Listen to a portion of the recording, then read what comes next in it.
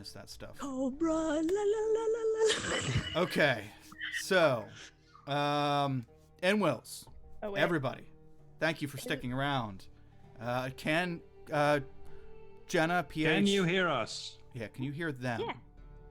Hello. Yes, excellent. Hello. Yay! Yeah, good, awesome. Okay, that but was we're all in the wrong place now. Oh shit. Okay. So cameras. We're gonna do this. We're gonna do this on the air. All I cameras can off. play Seraphonite. That's fine. No, you can't. Okay. Okay, you're good. No, Camera. Jenna, you're good. God. You're Oh, I'm 'cause good. everybody- Yep. Jenna. So now PH on. Check. Yep. Check. And one more. Check. Oh, we got this down. So many technical issues. We're all pros. And once again, the day is saved. Thanks, Stu. Yes. Powerpuff So- Girls. Powerpuff Girl.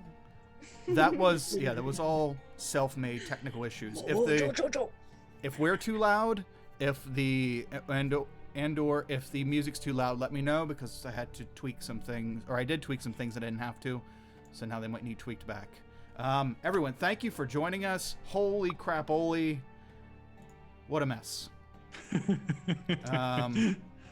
Yes, let me refresh this then. Okay, so we are back with Strands of the Sun again. And so happy to have everyone here today. Thank you so much for joining us. And let's go around but Jenna, yeah. Go ahead and introduce yourself so that that way on the VOD, I think I can clip it and we're good. Alrighty. I'm Jenna. I play Bonnie, the Fire Genasi Circle of the Wildfire Druid.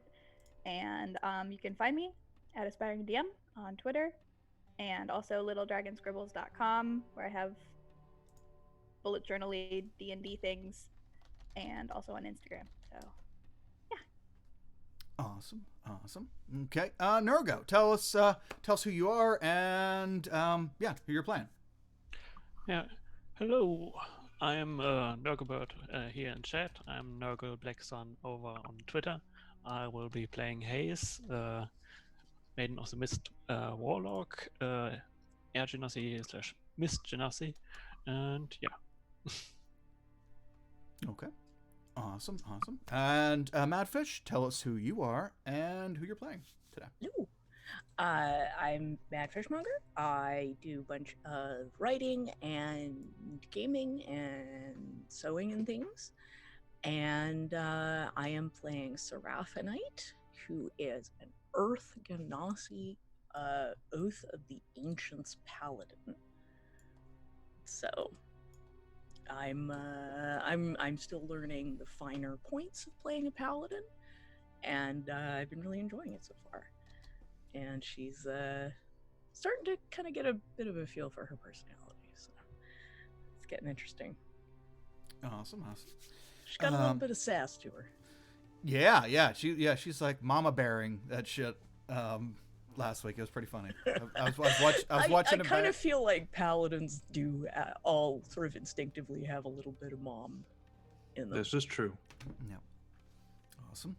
PH, tell us, who are you? Speaking of paladins, hi. It's me. I'm Paladin Hulk, Twitch moderator for Random Tuesday, Little Red Dot, and the Starward Initiative. And today, I'm playing Torval the Turtle. I'm a ranger.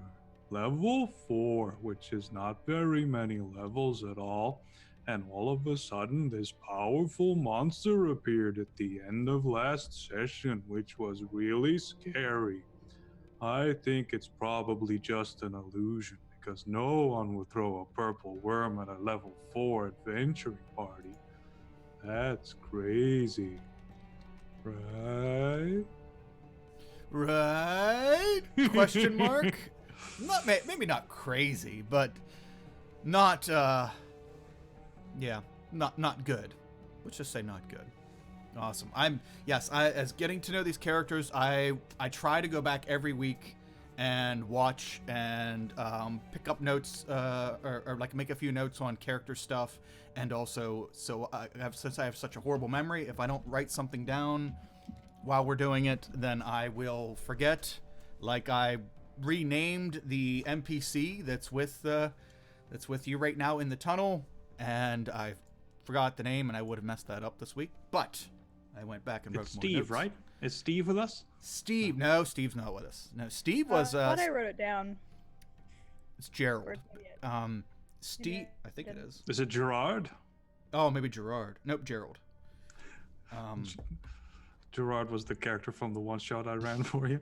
Oh, So okay. It'd See, be weird to have him along. You're trying to trip me up. I am. PH. Yes, I'm sorry. Oh no, it's okay. It's okay. I need all the help I can get. And So I didn't write it down. awesome. Okay, so we're back this week, and super excited. We'll do channel stuff at the end. I just want to get started. That's what I just need that to happen in my life right now. And what's been going on since the beginning of the campaign? We started our campaign. Our party has went into the desert, each for their own particular reasons, very good reasons, might I add. And they each found themselves captured by a slaver by the name of Jabu. And Jabu went and he done sold our party to a gentleman named Mr. Cargum. They're currently residing in Mr. Cargum's compound in the middle of the desert. You can't use magic in here because it alarms everyone when you do. And just normally fleeing might be a pretty scary prospect, considering there are almost 30 death birds, vulture-like gargoyles, sitting on top of the compound walls, watching outside, watching inside. So the prospect of escape is pretty effing scary, and they don't take kindly to it.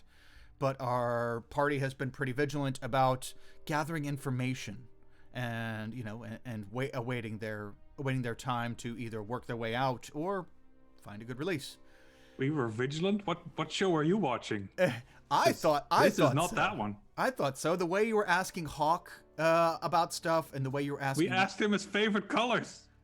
Okay, aside from Bonnie's questions, I thought I thought they were very good questions. They were informative for sure. They were definitely informative. Very for the detailed. For the ones he would answer. But yeah, as giving yourselves a little time to get to know each other and get to know the surroundings in this compound and see the dynamics of how it works. Wow, okay, everybody, like, there's a lot of slave fighters here, but they're not like physically oppressed. They're not, it's not brutal, but definitely need to find a way to get out of here, because this is not a lifestyle that any of you want, and you all have your own separate missions that you need to accomplish. So let's see if we can further that endeavor on today's episode. So last week, you got your assignments, you got to know the lay of the land, and you were sent out in the morning of this morning to go transport food back to the compound so that, well, you can all be fed, as well as all the other associates of Mr. Cargum. And you found yourself being led into a tunnel on a small cave side out in the desert, in the middle of the desert, a few hours from the compound. You were escorted in there by a guard by the name of Gerald. And after going down in this tunnel a little ways, a rumbling happened around you. And after the rumbling happened, a worm burst through the side of the tunnel and filled up the entire tunnel, blocking your escape. It roared, and it opened its large jaws to reveal rows of sharp teeth, and it just kind of shook and roared. Didn't quite lunge at you yet, but that's where we left off. So I think we should run. And then I do that. This is fine. First thing I want to do is we got to switch over a little bit more closer to like some kind of fight music, some kind of battle music, just a little bit. No. It's not, desert battle music. And let's go ahead and roll initiative, please. Everyone roll initiative. As this worm roars and rears back and looks like it's pissed.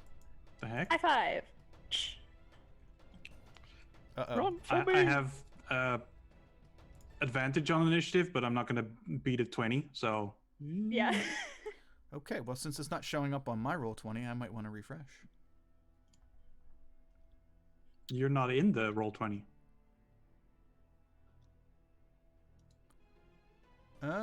Interesting. Okay. That is interesting because I see you working in the roll 20, but Yeah. I don't see you with Okay. us. Must be wrong campaign. Sorry, guys. My bad. Which one are you in? I'm in a different The one shots. Excellent. no, that's not the one I'm in. The one I was in was my real life group. Because of the lovely virus, we're gonna have to start doing our last 2 episodes of a campaign, a very similar campaign, exact same thing, and yeah, a very similar campaign. Wow, that was awkward. Okay. No one noticed. Yeah. Yeah, I That's don't know. Sorry. There we go. Okay, so we have our wow, those initiatives though. All right, so let's see what Big Boy's initiative is. Do. Oh my. Okay. Well, that's not very a lot. Whoa, cool. A 1. -2. So a -2. Awesome. You're just gonna have a snack. Yeah. Yeah. We'll get back to him the next round. It's going back out. Okay, so we have who do we have first? We have Bonnie is up with a 23, and then Torval with a 19, and then Hayes with a 9, and then Sarah with a 7, and then Home Slice. I'm actually gonna write Home Slice. With a -2. Even though it's only put in 1. Let it have a negative. Just let it happen. Or maybe it was a 3 and it just ended up as a 1. No, that was a 1 roll. Strange. Very strange. Okay. Lucha, welcome back. Yeah, we're finally figured it out. Yeah. My boo-boo, my goof. Okay. So the worm bursts through the cave wall, and it doesn't immediately attack you. It roars, and its mouth opens, and then you see it kind of wave its large face back and forth, smacking off of the sides of the tunnel. Like it roars, and then it boosh, boosh. Like it looks like it's going. It's acting strange. Instead of outright trying to eat you, it's just waving back and forth in a frenzy and smashing each side of the wall. Let's see. Bonnie, you are up first. Oh, wait, I gotta give NPCs... Hold on. NPCs get rights here. We know how to treat our NPCs. So this one's for Halvin. This one's for Quiet Quaid. And this one's for Gerald. Oh! Gerald almost rose to the top. Okay. Bonnie, go ahead. You are still first, so you can go ahead and make your move. Is there can I somehow try to figure out why it's acting weird? See if sure. I notice anything off or You can do a nature check to try to recall information that you know about worms and common behaviors, or you can do an insight check and just try to get its general demeanor right now. The insight would probably have to be with disadvantage because you're probably not a purple worm therapist.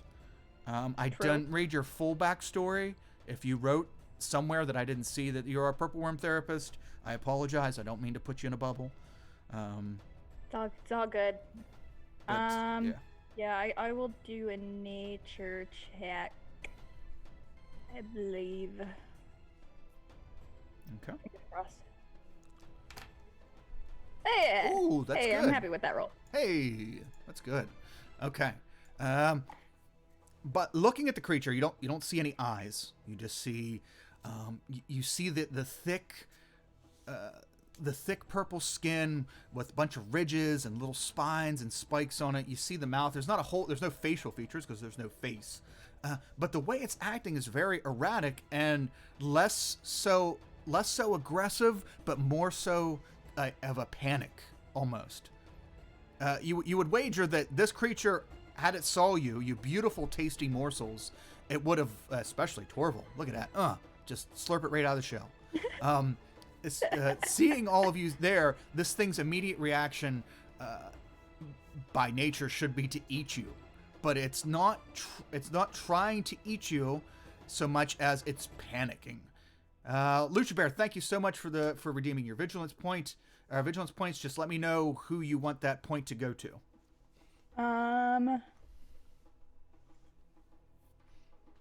Okay. I don't have. I'm trying to figure out what the spell is. I have Beast Sense in my spell thing, but I don't have it written down. Okay, that's not what I wanted it to be. Well, actually, is it a beast? No, you would know. It also has to be willing. Aw, damn. Yeah, you would know it's not a beast, unfortunately. Ooh. I don't know why. I don't know why they don't just put it as a beast. Okay, well that goes. There goes my plan. And it's not an animal, so I can't really use speak with animals. Does that apply? Beasts for the duration. It's not a beast. I guess it's like a monster thing. Yeah, I think it's an aberration or something. Yeah. No, it's a monstrosity. Well, crappy crap.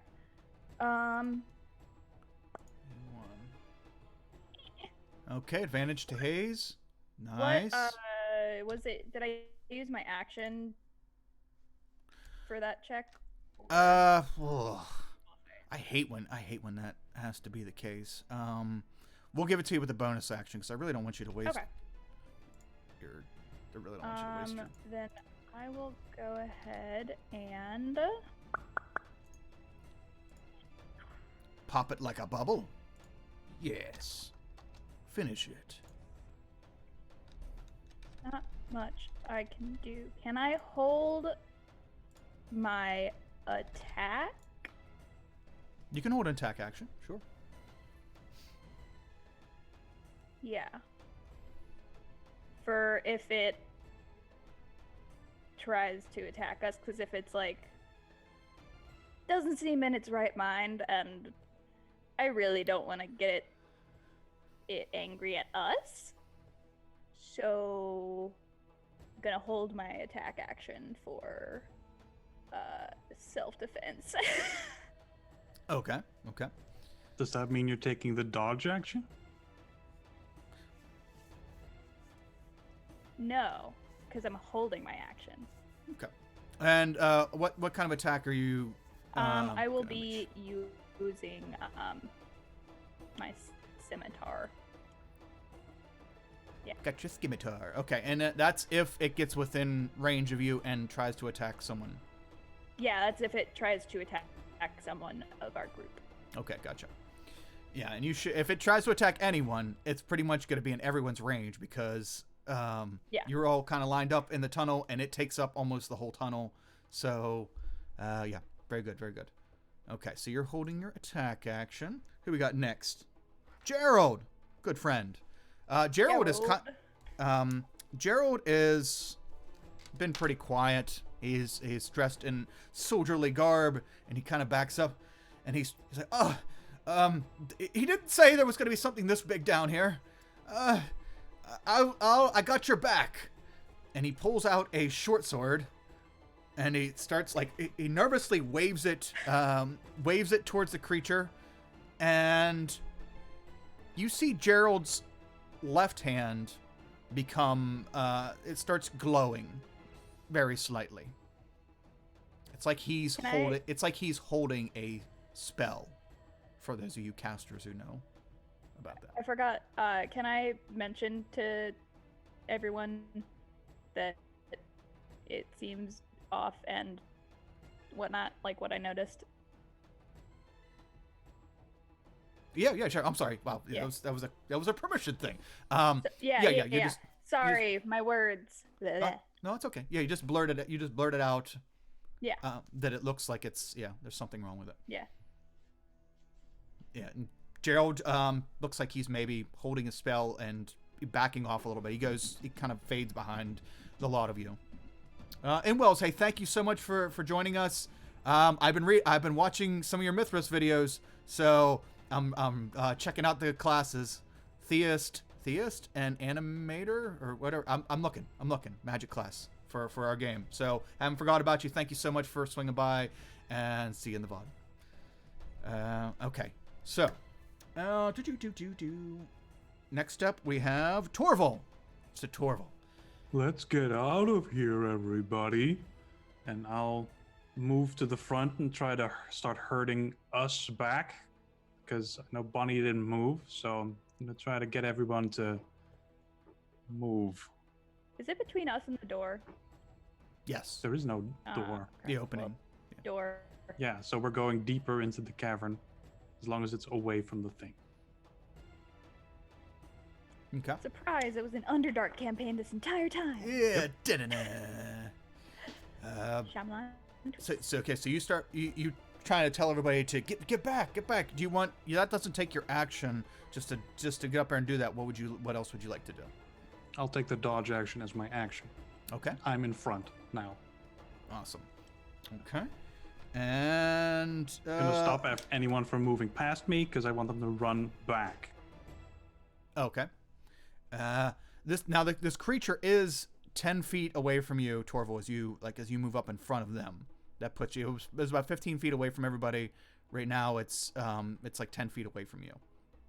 Yeah, if you moved, that's fine. if you moved in front of them, the Halvin's up, and he just kind of panically, what? Yeah, Run. he starts backing away. You're right. Should we shoot it? And he has this little short bow, and he starts pulling the bow back. No. No, just run, for God's sake. He Run away.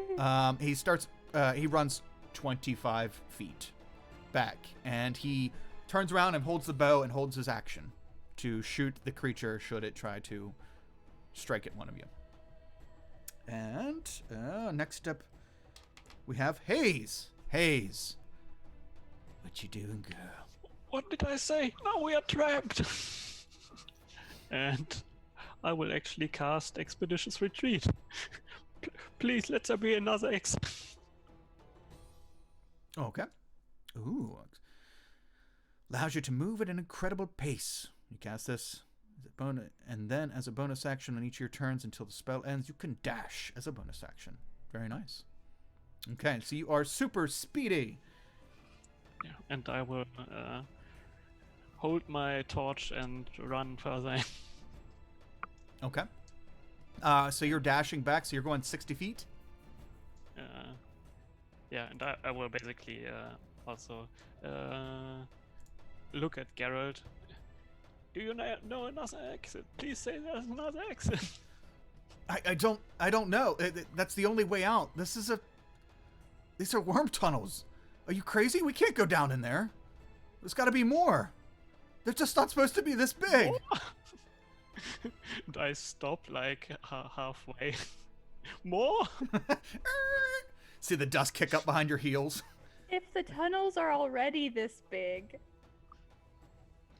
Yeah, and I will one stop would there. assume. Yeah, everyone knows this area is filled with deadly creatures. We shouldn't be here then. Come on. NPCs and their logic. Yeah. I'm not paid to be logical. Starts almost crying. Okay. Hey, so how far do you want to move away from your starting position? Like 40 feet or so. 40 feet? Like, Okay. Like right around the corner, the next corner or something. Like, Okay. Well, for the most part, it's a gradual decline, straight tunnel at the moment. Yeah. Pitch black down below. Stuff of Yeah. nightmares. He's got a torch. Yep. Or she's got a torch. Yeah. Yeah. So you can see like out to the torch range, and then blackness, nightmares ahead, that kind of stuff. I stop there and I'm like, what? There's more? Okay. And that's basically it. Okay. 40 feet. Nice. Okay. And let's see here. Hayes Quaid. Oh, Quaid. No, don't be an idiot. All right. Actually, let's see if Quaid's an idiot.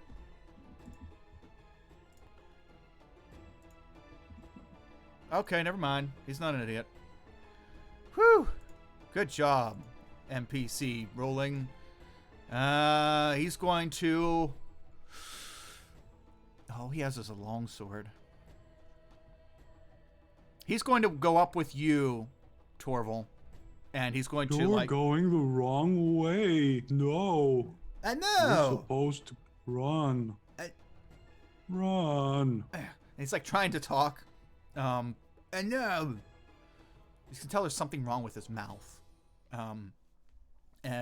His feet seem fine, though, so he should be running. Well, he doesn't look like he's heading the wrong way. He just looks like he's coming up to help you herd the couple people that are... I got this. God's above. You don't have the hit points I do. Okay, then he came up to help you. He's also going to take his dodge action. Okay, what's up? Welcome. Good to see you. Let's see here. Okay, so he goes up and takes the dodge action, has his weapon at the ready. Sarah. So, Sarah, you are also still here at the front line. What would you like to do?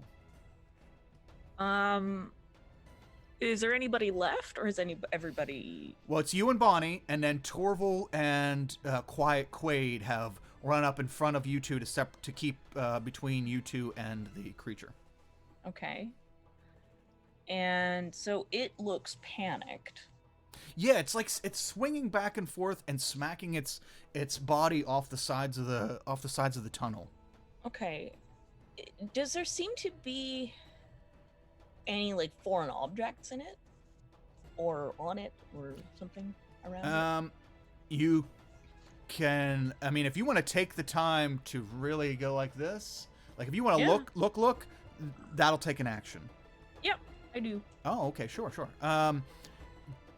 Go ahead and make either a perception or investigation check. You can do either of the two in this situation, because you are taking the time to give it a good once over. Ooh, 17. Nice. Okay. You don't see anything sticking out of it, but you could have swore that you saw. Oh, wait, hang on. Sorry. Yep. Sorry, my volume. Oh, okay, Lost sure. my volume there for a second. Okay. Are you good? Yep. Okay. You didn't see anything sticking out of it, but you could have swore that you saw that its side kind of move, like a pregnant belly move. Mm-hmm. But Like- it didn't look natural. Does it look natural, or? It did not look natural. Like it kind of pushed out and then went back in. Okay. Kind of move. I'll point that out to everyone. There's something wrong with it. I will. How far away from it am I? You are 15 feet currently. Oh, okay. So,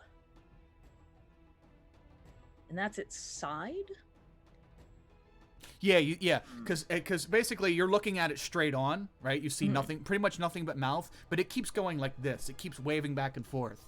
And it's like trying to hit the side where the thing is coming out. Both sides. It's just trying to smash itself off the wall, and yeah. And when it's moving, like let's say it hits the right side of the tunnel, you see on its left side this baby in stomach kind of like hand like movements on the inside of it. Maybe not hands, but something.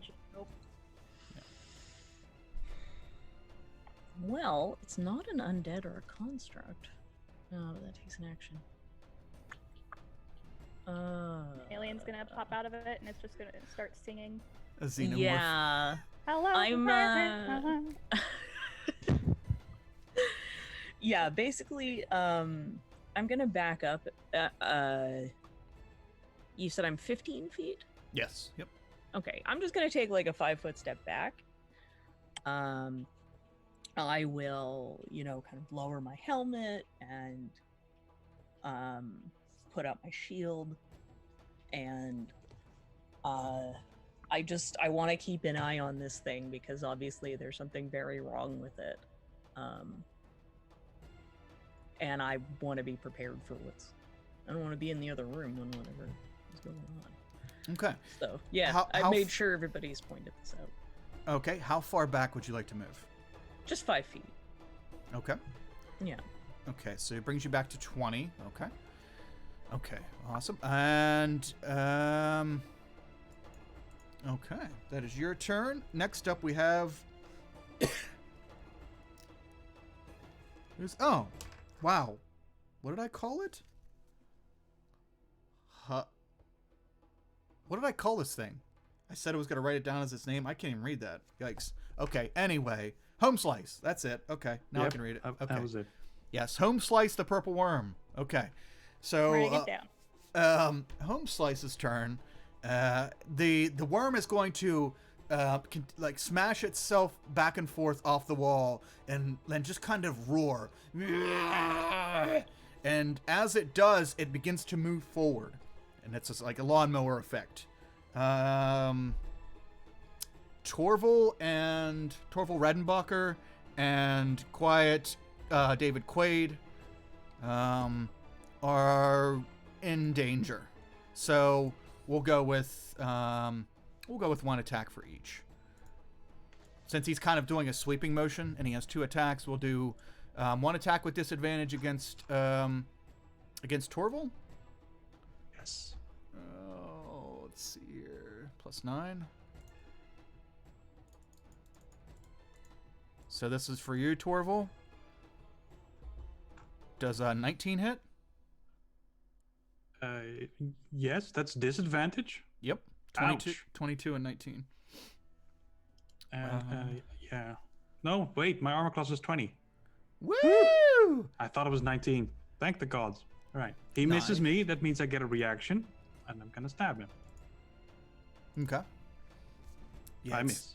It's swinging its face back and forth. The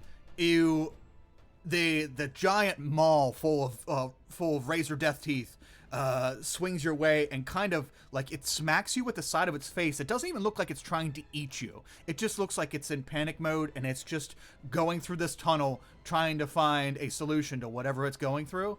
And it doesn't hit you in its mouth, but it hits you off the side of its mouth. And you take the brunt of it with your shield, and luckily no teeth touch you. But when you try to reach around and stab it, the force of this huge creature just kind of flings you to the side ever so slightly. And you're unable to get the stab off, but at least you're safe. Quaid, on the other hand, is gonna get hit, maybe? Or yeah. No. Okay, yeah, no, he's definitely getting hit. Sorry, Quaid. The creature swings over and hits you, and as it's swinging back to the other side of the tunnel, Quaid begins to move in your direction, Torval. Thinking that the creature's trying to eat you, he comes over to try to grab you before you end up in the creature's maw. Unfortunately for Quaid, he is gonna get caught up in the backswing of this purple worm. 3d8 plus 9 and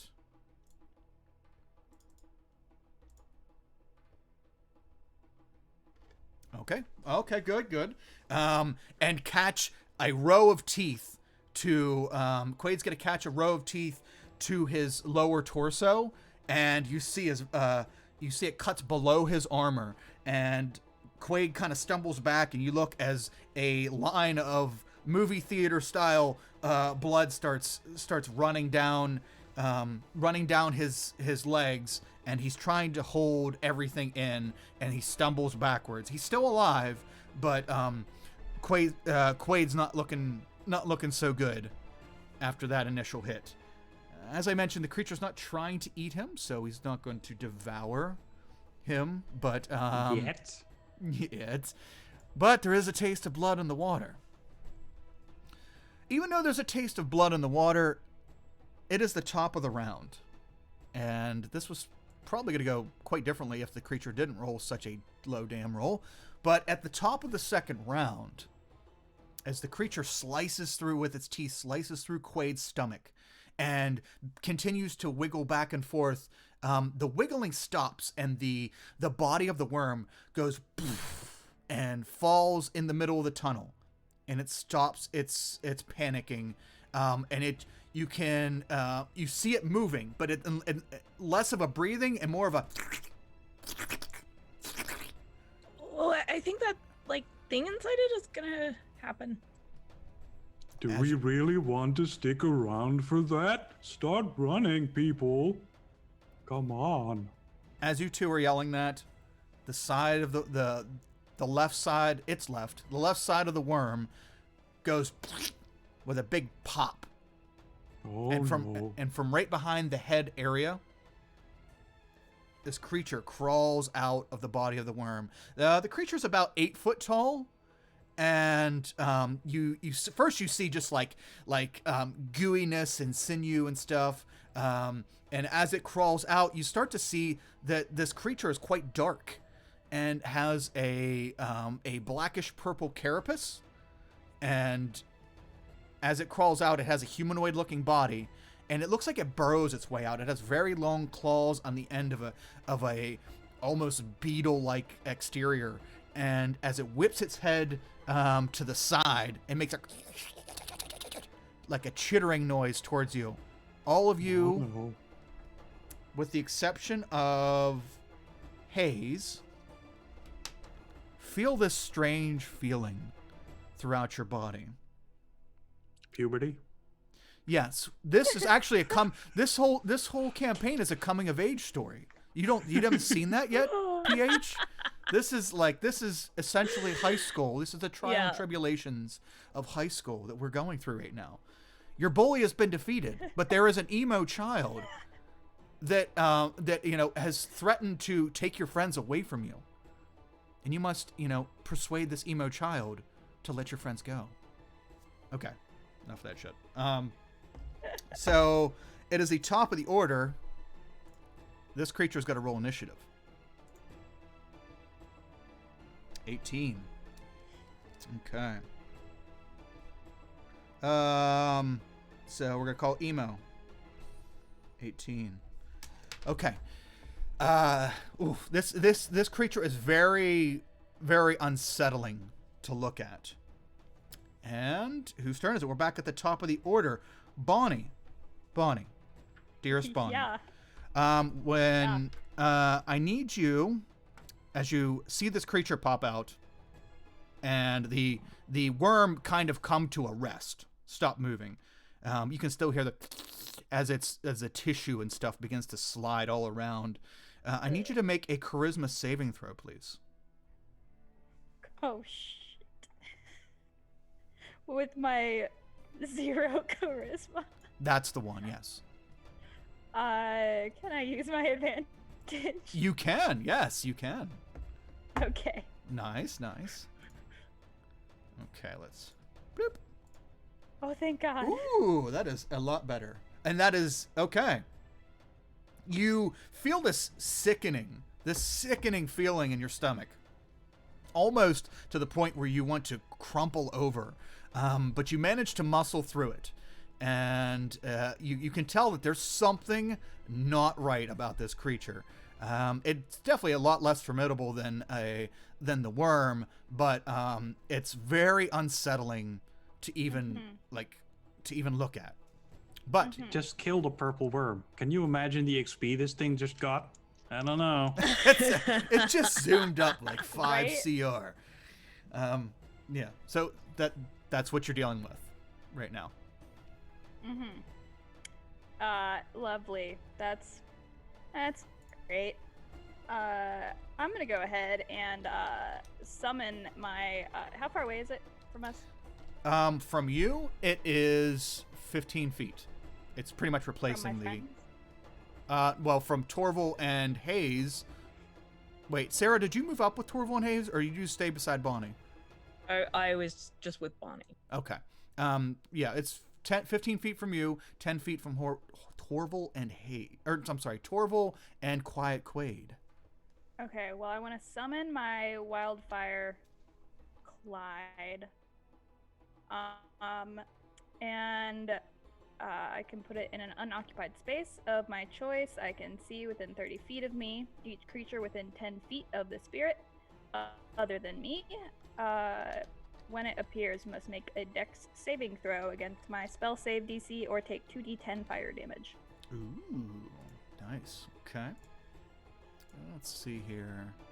Dex save? That's a great question. Yep. Okay. Just add 1 to this. No, that's a fail. Yes. Okay. Okay, it takes 2d10 fire damage. Where did I put my roll 20 page? Is it over here? Ah, it is over here. Okay. Okay. So 2d10. Blip. Ah. Not as good as I wanted. That's okay. Okay, so So you call forth your fire spirit, and where are you putting the fire spirit? Are you putting like right up against it? I want to put it between, or like right next to it, pretty much, Okay. where it doesn't hit my friends. Okay. So you're But setting it's it. kinda- You're setting it right on top of Home Slice's hide, and you can just. Everybody immediately begins to smell. Bonnie, you wanted bacon the other day for breakfast. That's kind of the smell you're getting. A little bit different. It actually smells. Actually, yes. I'm gonna give this to you because somebody's gonna get it. It smells an awful lot like the green and brown meat that Mop served yesterday for dinner. Ew. Well, I mean, I would notice because my passive perception, after I remembered to add my observant feat to it, is a 21. Oh wow, that's I would right. notice. I even wrote that down for your observant feat. Yeah, I forgot to like add it to my thing until just now. Nice. All right. So yeah, you remember that smell from yesterday. It seems that when you cook this thing's meat, the skin turns from purple to greenish.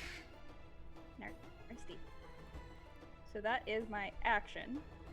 And then as my bonus action, where did it go? I think I can cast. I just had it up. Where'd it go? Where did you go?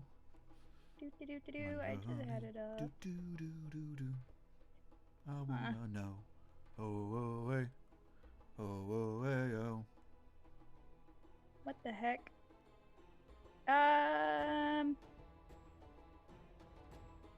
Sorry. Oh, it's okay. It's not every day. Let's see. That is. So every day you get to make. Let's do, because I'm far away, right? You are 15 feet away from the creature at the moment. 15 feet. Okay. So. Ooh. I can cast Magic missile. Burning Hands. Is that a ranged spell? Is it a action or bonus action to call your spirit out? Oh crap. Yeah. Action.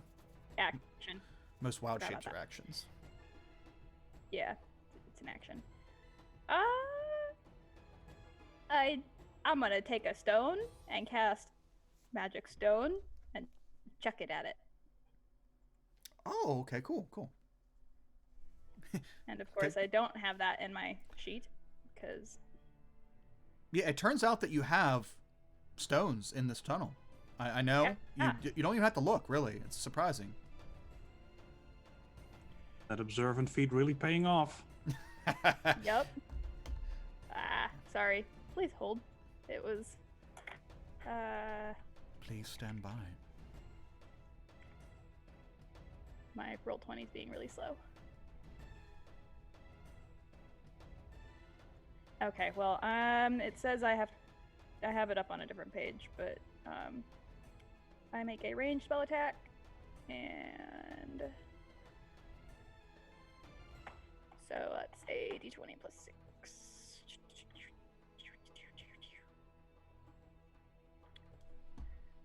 plus 6. 1, 2, 3, 4, 5, 6. Roll.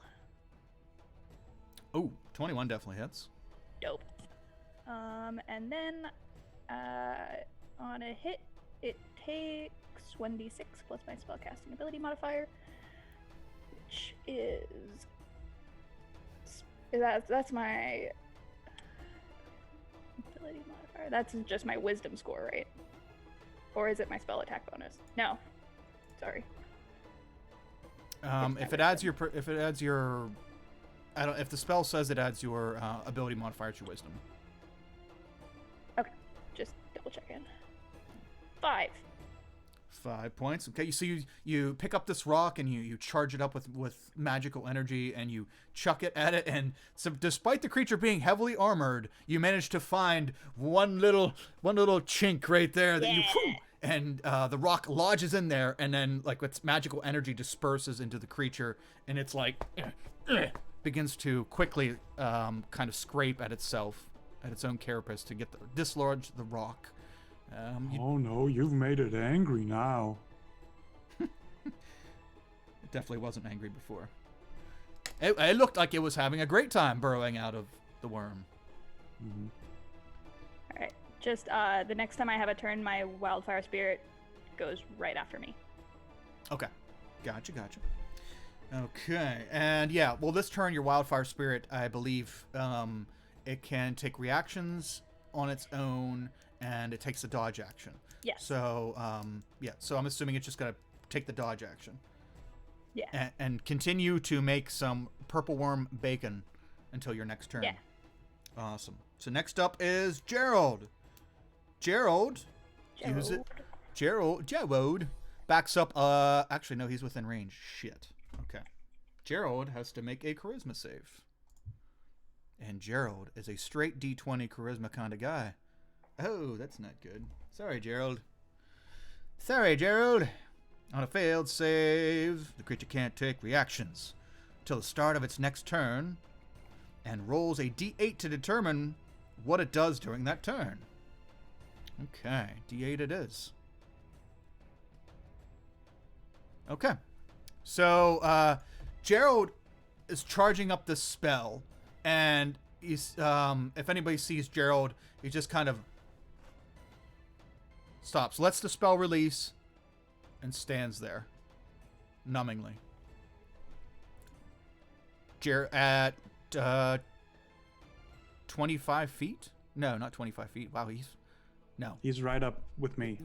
No, that's Quiet Quaid. Gerald's with Hayes. Right. No, never mind. Gerald's fine. Gerald's fine, though his spell didn't work because it was charged up for something else. Yeah, no, Gerald's fine because he's back with Hayes. That's right. Those two are a little farther away. So Gerald's fine. He's going to... now that he wasted that spell, he's going to use a healing word on Quiet Quaid. Oh, wow. There you go, Quiet Quaid. Enjoy your 4 hit points. Okay. Quaid's still panicking. And just stumbling around in like a shock. He's kind of in shock from the amount of damage he took all in one shot. And he's still kind of stumbling around. But it's not his turn yet. So, Torval, you're up. You are 10 feet away from this beetle-like creature. I need you to I have to make a charisma save, yes? Yes. All right, so 14. Okay, 14. 14 is not quite a pass. That means it's a fail. Should I use my my point thingy? It's not quite a pass, but it's pretty close. Should I use the point? I'll use the point. There we go. Oh, you're gonna use your point. Oh, okay. You get this weird feeling rush over you, and you looking at this creature is very difficult, but you manage to muscle through it. You are fine. You can go ahead and take your turn. Okay. Let's see. No one is running, even though I told them to. So, I guess we're fighting it then. Well, so I tried. Yeah, you did great. I love you. You did go away. So, I guess I'll look at everyone in disgust from them not running, and I'll turn around, face the thing, get over my whatever the heck that was, walk up and stab it. Oh wait, first I'll cast what is the hunter's mark on it. Oh, okay, okay. Hey, I remembered. It is marked. All right. Emo, the evil death creature. And there's no thing with it. Cool. All right. Okay. All right. Walk up, stab. Okay.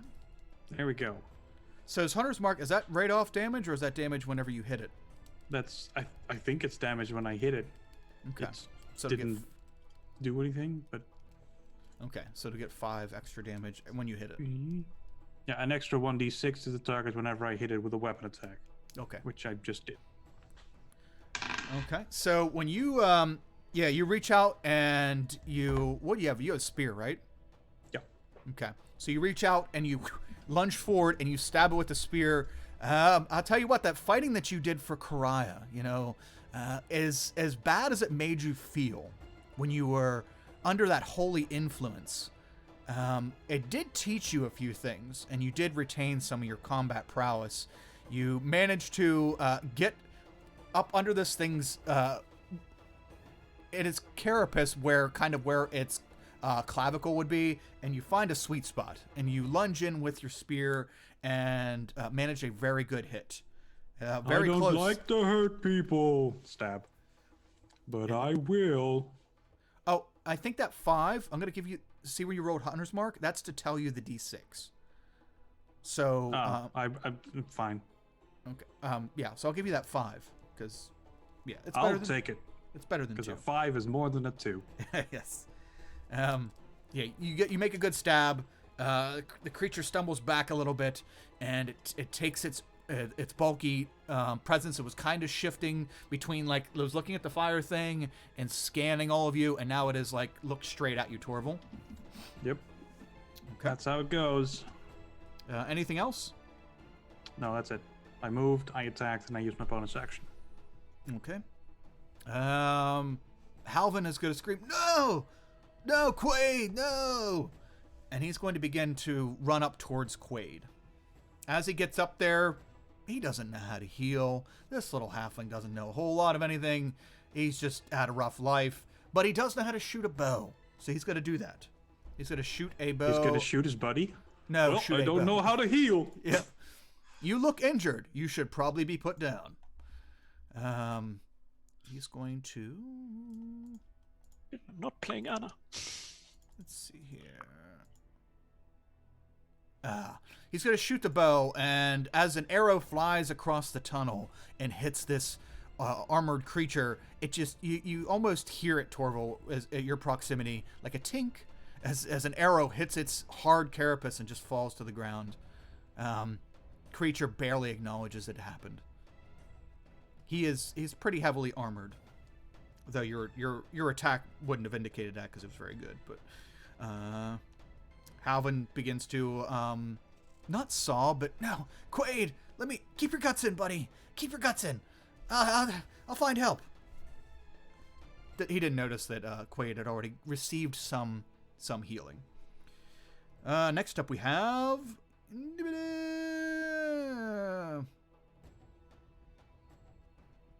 who's that? Oh, we have the new creature. Sorry, writing Emo the Umber Hulk creature. So Emo's gonna go, and boy, he's really mad at you, Torval. It sucks that you have such a high armor class, because Everything happens to Torval. he's hey, Tech Priest, what's up, man? Welcome.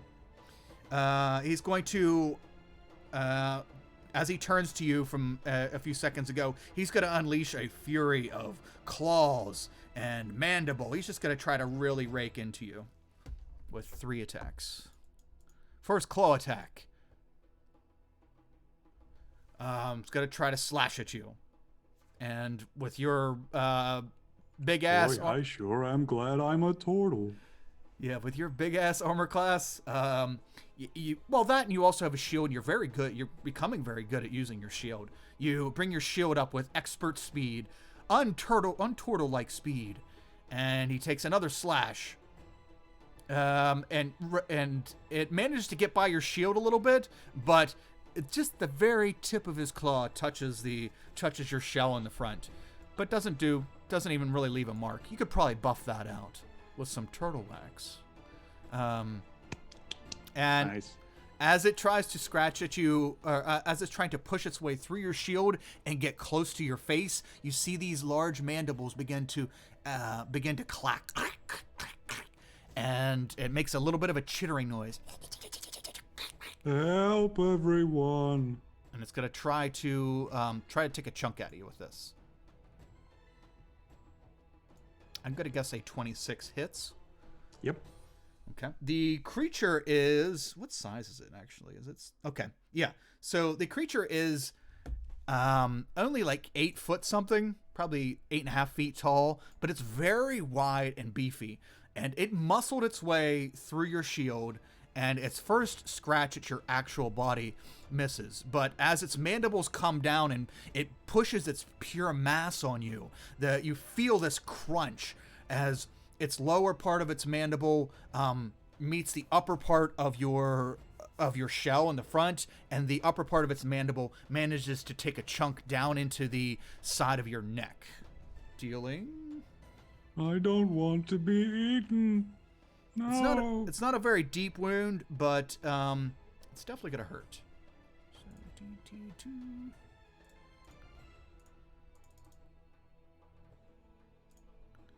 Oh wow. Okay. It scratches you. Its mandible comes down and just barely nicks your neck for 8 points of slashing. 8 points of slashing damage.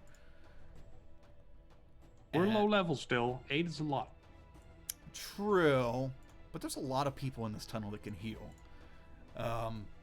8 tends to not be that much until you run out of spell slots. Then 8 tends to be a lot. Okay, so that is the creature's turn. All of you can see this large beetle-like creature now pushing itself, oppressively so, over top of Torval. And Torval's a pretty beefy dude to begin with, but it's starting to dwarf him quite a bit as its mere sheer presence is unnerving. Wait, is this thing large? Yes. Oh, then I get another attack at him. Ooh. Because he attacked me. Okay. Oh, well, that's a miss. We won't talk about that attack. That never happened. That never showed up. Oh, there it is. Okay. Yeah, Roll20's running really slow. Wow, that is a double miss. Double vision. Let's see here. So, Hayes, you're up next. Oh no. What should I do? What should I do? And I will activate Armor of Shadows. And let's try this. Okay. No. I will Heatless Lash at the creature. Wow. Look at Kevin. Kevin knows. So, for those of you, this also goes for you, Nurgo. For those of you that, I'm sorry to interrupt. We will get your slash, and it does hit.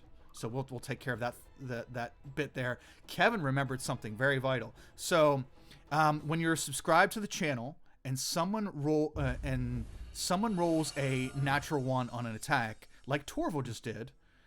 Hey, wow, Jero for us all. Thank you for the host. Welcome everyone.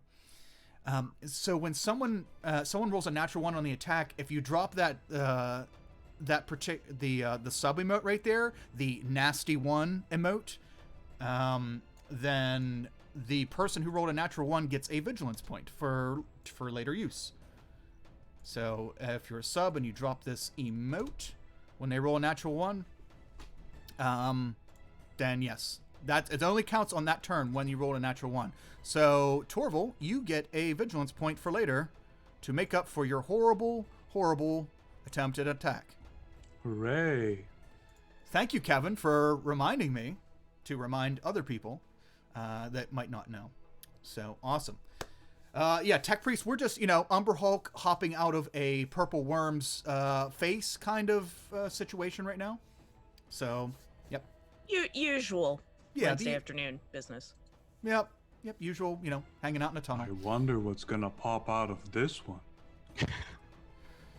That's true. Maybe it's like, it's like the It's like nesting a dolls. Matryoshka of, yeah.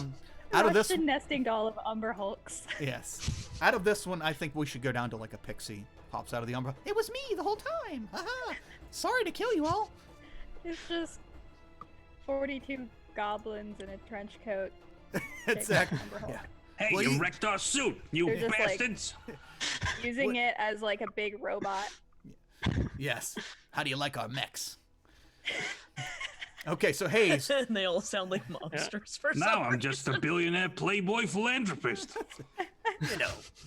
Also usual in these parts. So, so Nurgle, explain to me, because I don't know this spell, because it's from the Mage Hand Press thing. We'll have to actually.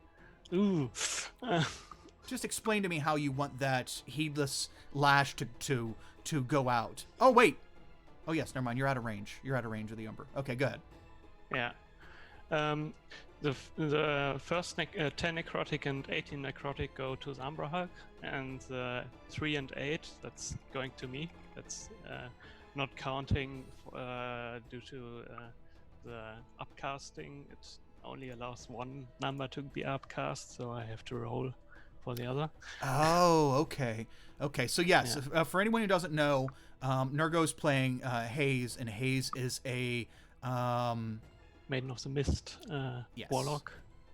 yeah, and with Maiden of Mist Warlock out of Mage Hand Press, and yeah, part of the class is you do more damage, but you take some Yes. yourself.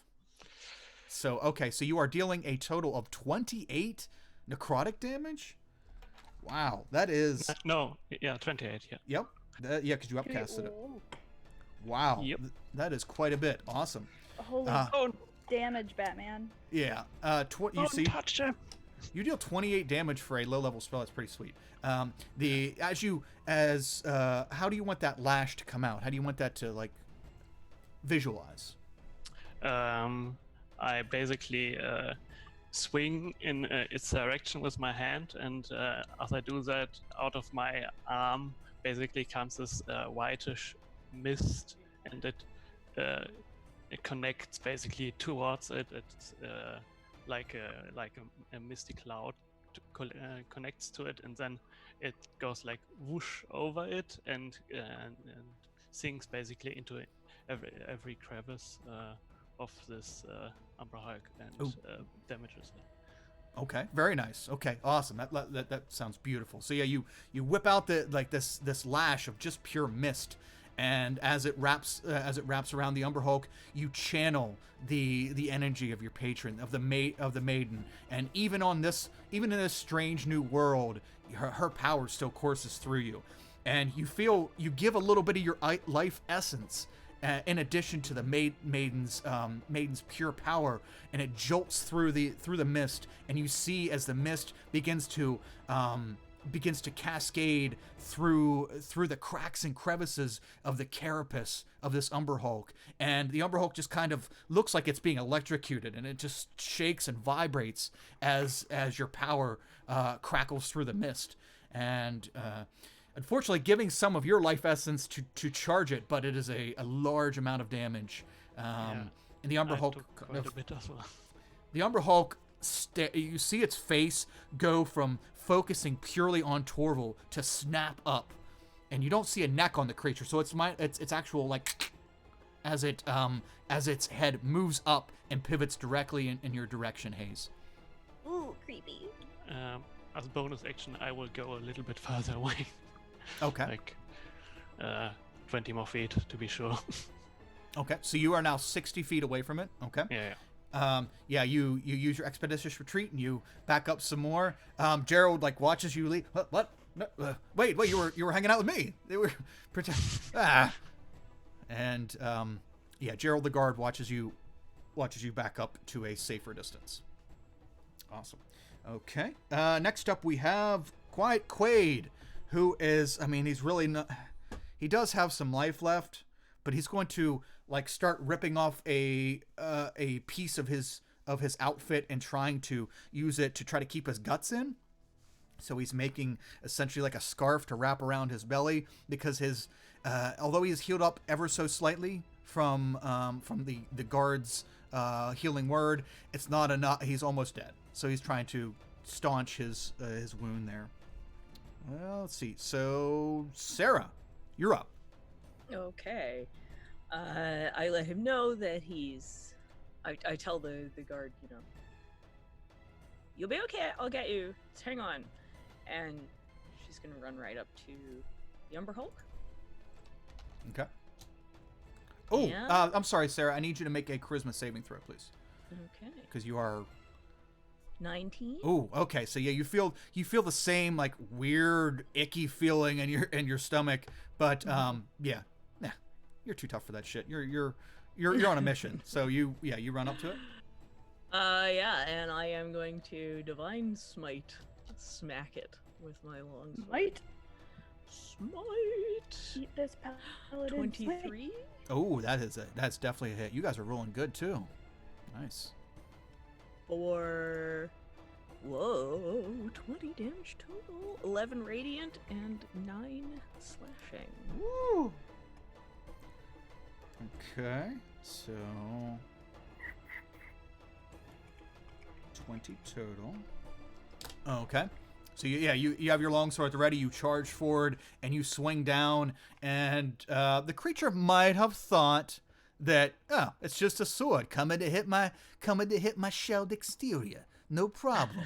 But no, you swing it through the air and you charge it with your radiant power, and it comes down a blast of radiant energy, almost pushes this thing on its can. It stumbles back a little bit, but its feet are about 3 foot wide and 3 foot long, so it's able to keep its balance, but barely as you smash down on it. Okay, so what other creatures are right next to me? Is Torval right there? Oh yeah, Torval is. Yeah, you pretty much. Okay, so I want to be within 5 feet of him. Just to make sure I'm within 5 feet of him. Okay. And within 5 feet of as many other people as I possibly can. Okay. Yeah, right now it's just Torval in melee range with the creature. You and him. So, nice. All good. Okay. Awesome. Let's see here. Oh, Home Slice is dead. Oh, I missed him already. Oh. Poor purple worm. Okay. Let's go with, at the top of the order, we are back, Bonnie. So Bonnie, you see all this crazy chain go down. What would you like to do? Got a plan. Okay. So, where is Clyde compared to everyone up front? Okay. He's on the purple worm. Yeah, so you had summoned your fire spirit on top of the purple worm, so it was right next to the Umber Hulk. And at that smell of cooking purple worm bacon floating through the tunnel, your Clyde is right. He's like 10 feet from Torval and Sarah. He's kind of on the other side of the Umber Hulk, but within 5 feet of it. So it says that it takes its turn right after mine. Mm-hmm. Could I possibly hold my action till after Clyde does a thing? Yes. Yeah. Held action can be as long as you have you predetermine the situation on when it does its thing. But yeah. Mm-hmm. I want to move Clyde. He has a fly speed and can hover. So he's within 5 feet of everyone, all of my friends. Okay. And me. Is that possible? You would right if you take a step forward, then yes. Yeah. Because you have to move up where Sarah was. Yeah. So I want him hovering like right above, so like with all our hurt people and then me, and then he's going to use switching back to read. I think he's going to use his it's called fiery teleportation. to teleport all of us within 5 feet of it, teleport up to 30 feet to an unoccupied space I can see. Each creature within 10 feet of the space that the spirit left must succeed on a dexterity saving throw against my spell save DC. And then take damage. Okay, I see what you're doing. Okay, so then what do you... Two things. One is Clive immune... No, Clive needs to make a charisma save. Never mind, because it's not a... Is it... It's not a frightened? charm. No, it's not a charm. It's a confuse, unless he's immune to confusion. Immune to charmed, frightened, grappled, prone, and restrained. Hold on, let me make sure it's not considered charmed. Hulk is incapacitated. On a failed save, the creature can't take reactions still during... Nope, it's not charmed or frightened. It's confused. Okay. And, so actually, never mind. Wait, you passed yours, though, didn't you? No, Yeah, you didn't. passed You didn't mine. make one. Okay, so go ahead and make. You make wait, a. I haven't made one this turn yet. Yeah, you make yours for yours. I guess we should have started with that to see if Yeah. DC 15 charisma save. Confused. That's right, Lucha. Confused. Alrighty, fingers crossed, guys. It's big money, no whammies. No! Ooh. Ew. Gross. Ew.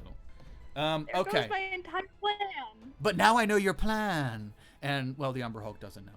So, What does confusion do? I need you to roll a d8 and we'll see what it does. Oh no.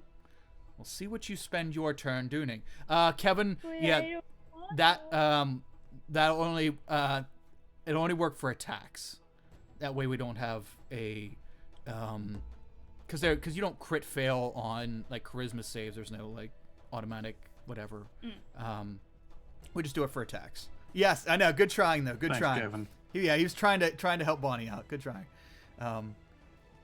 Okay, so at an 8 or a 6. A 6. Let's see what a 6 does. On a 5 or 6, a creature. Where are you at? Yo. A creature takes no action, but uses all its movement to move in a random direction. Oh no. Awesome. So roll a 1 through 4. Or roll a d4. There. 1 will be you start moving into the worm. 4 opposite way. You start running back down the tunnel.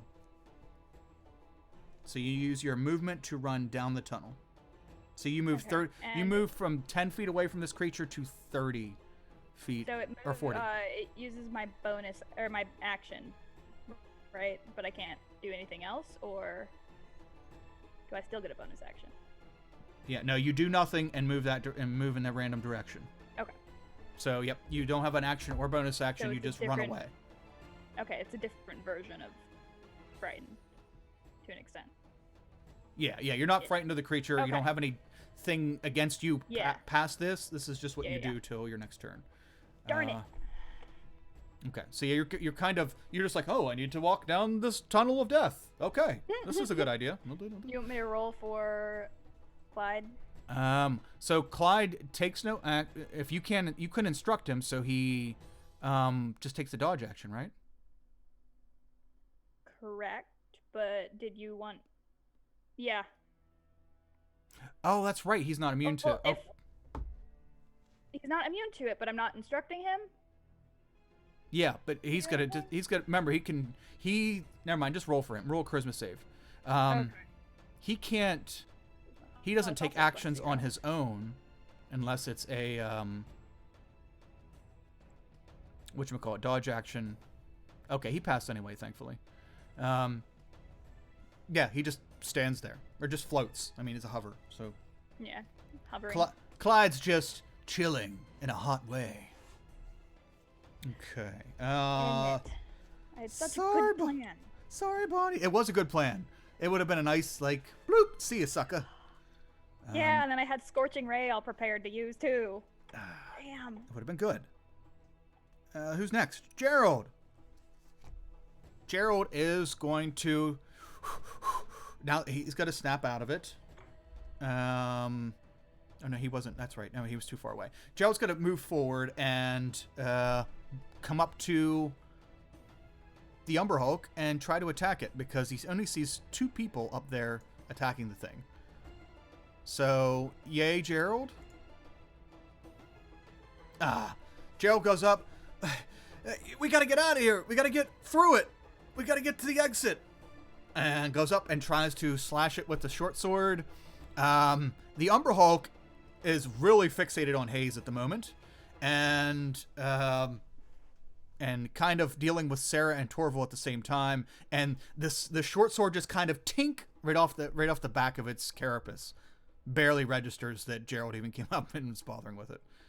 Let's see here. Next up we have Torval.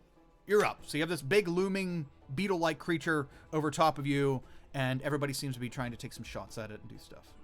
I would fight defensively, but he might attack Seraphonite instead, so I'm gonna make sure I at least do something. Sort of Make a charisma save first, please. Oh, right.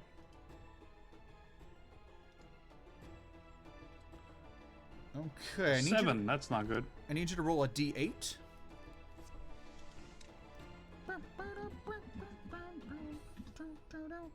An 8. On a 7 or 8, the creature makes 1 melee attack against a random creature, or it does nothing if no creature is within reach. Okay, so Umber Hulk 1, Sarah 2, and what's his name? Gerald 3. What about the spirit? Clyde. No, Clyde still. She didn't get to move him. So she didn't get to tell him to move over towards you guys. So he's still 10 feet away from you. Okay. So, and 4 is nothing. Or is nobody. Reroll. Well, no, I have to. Yeah. So let's just roll a d3, right? I mean, yeah, I guess. Yeah. I forgot technology. Yeah, you can do that. Yes. So you like lose your mind. You become confused, and you got out your spear to attack the Umber Hulk, but you just... This thing's eyes are weird. Okay, who am I attacking? Sarah. Well, I think my 23 to hit from earlier is a hit. Yeah. All right, well, 6 damage is not a lot, so... Nope. So Sarah, you see Torval's eyes glaze over, and then he just immediately turns and stabs at you. Hey, am I? And Stabby stab. he just kind of looks out of it for the time being.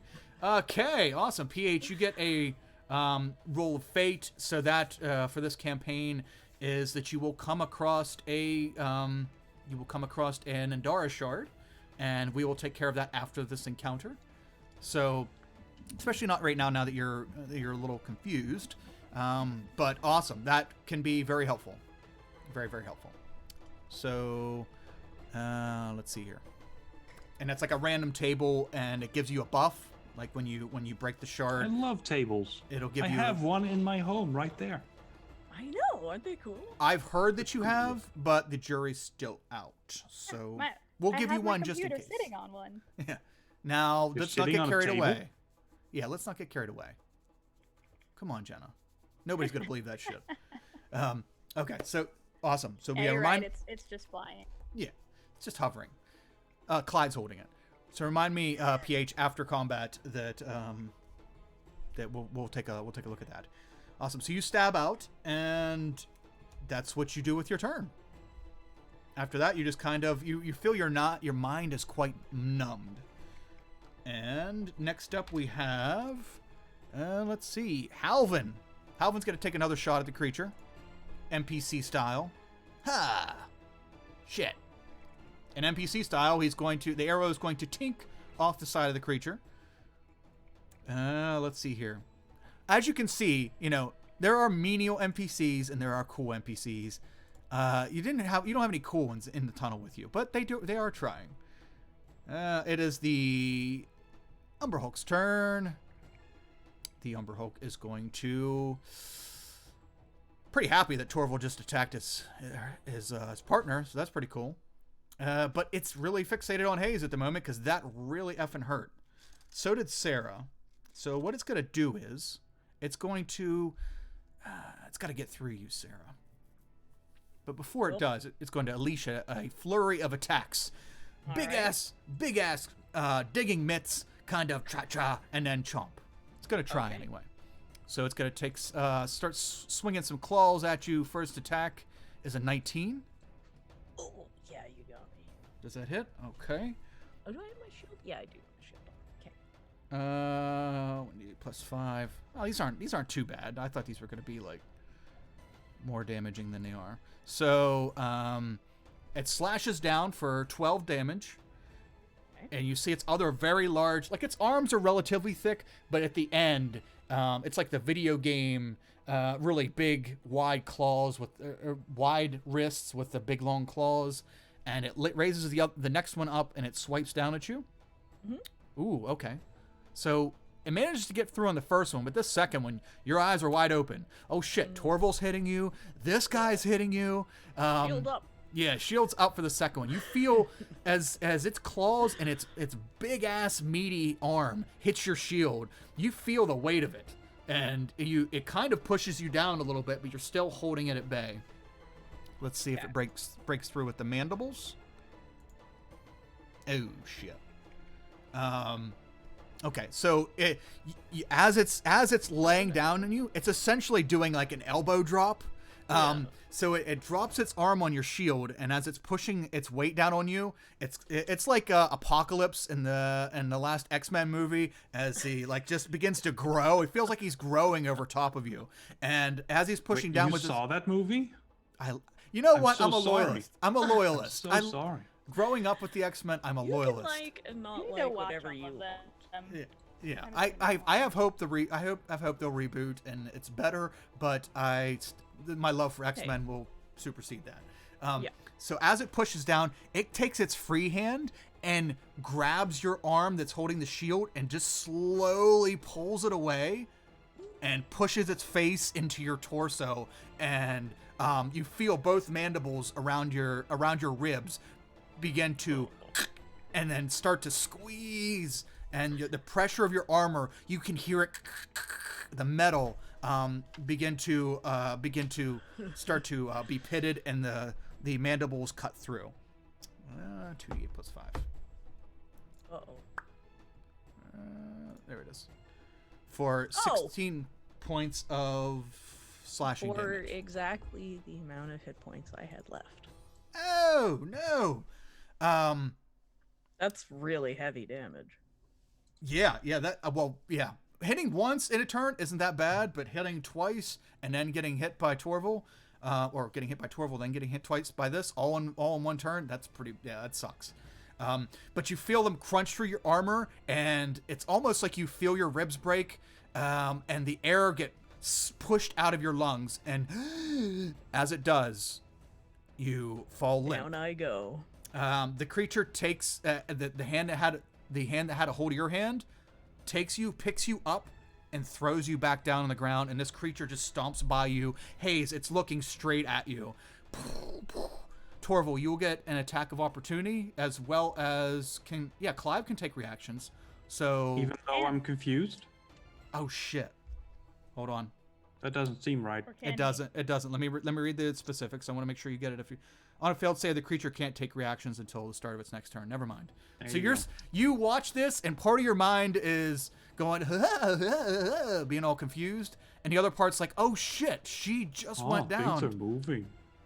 Yeah. This is actually happening. And but Clive, on the other hand, I think you can. I think the rolling on those sidekick things are that it can take reactions and that it can move on its own. I'm trying to make sure it doesn't say I can't. It can't somewhere. Monkey with its symbols. Yeah.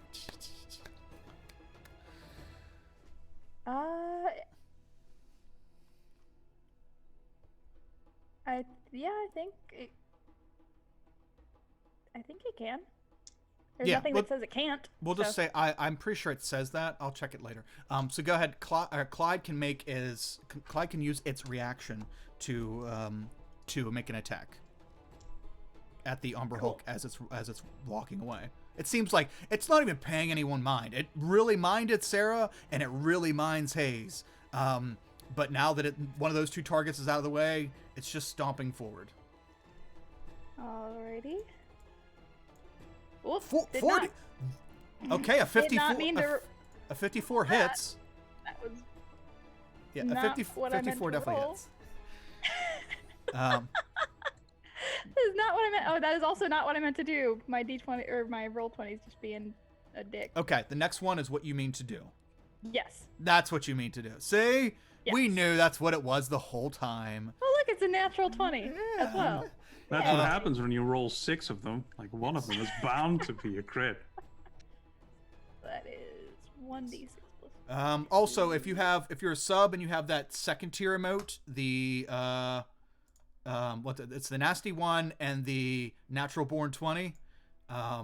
If you have that one, when somebody rolls a rolls a natural 20 on their attack, they get two vigilance points. I feel so weird not being a cleric. I don't. She's unconscious, and this just hurts me, and I can't do anything about it. Clyde, go ahead and roll damage. Oh, that's the damage. Okay, so I did. 6 fire. Okay, sorry, I couldn't see it through the damn mics in a way. Okay, so 6 fire damage. Okay, so Clyde reacts. Even though everybody seems to be confused and doing things, Clyde knows what's up and attacks lashes out with a fiery attack as the Umber Hulk walks away. But the Umber Hulk, that the fire burns the back of its carapace, even through the carapace at a certain point, and it just continues to. It moves. How far is its movement? Talk to me. 30 feet towards you, Hayes. So it is now Does it pass me? 20 feet away from you. Yeah, it does pass you. Wasn't I 60 feet away? But you're so... No, But it's not. No, you moved Oh. 30 feet. Yeah, it's 30 feet away. I was 60 feet away, it moved 30, so I'm still 30 feet away. Oh, okay. I thought you Yeah. moved 20. I thought you moved with what's his nuts the first time. Halvin. What's that? Yeah, I can't remember. Yeah. Damn NPCs. Okay, so you're So 60. I moved Okay, so he's, further down. okay, so you're 10 feet farther. Okay, so he moves within his range to get whatever closer to you, and Bonnie, we'll say that we'll say he walks right past you, or no, walks right up by you, but sees that you're not paying any attention to him because you are confused and you have no reactions. So Okay, just that's what I was wondering. discredits any kind of Gotcha. like it just doesn't concern and is concerned with anyone right now but Hayes, and is heading straight towards her.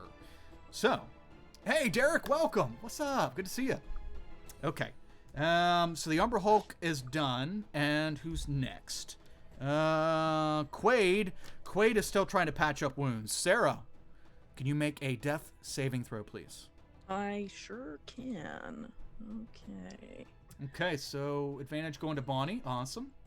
And I have Did an we skip my turn? Why is she inspiration. making a death saving throw? Oh yeah. Where are you at? Oh, wow, yeah. No. Wait a second. Okay, so it was Torval.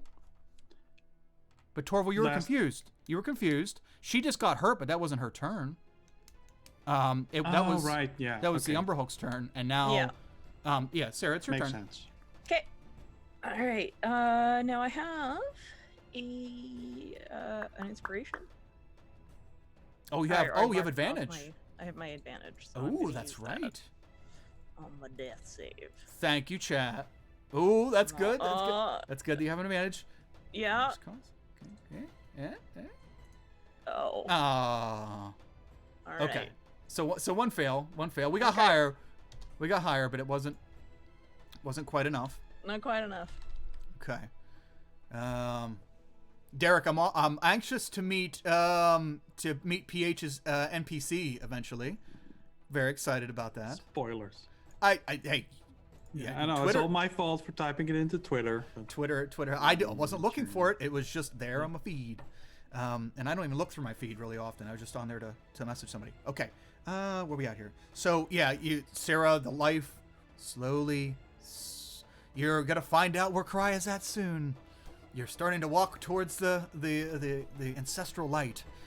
But hopefully not going to continue to go that way. So, Sarah, Like these, I really hate not being a cleric. Yes. See? But that's okay, because you can still heal, right? Bonnie has healing word. I can. I like having the ability to heal, but still.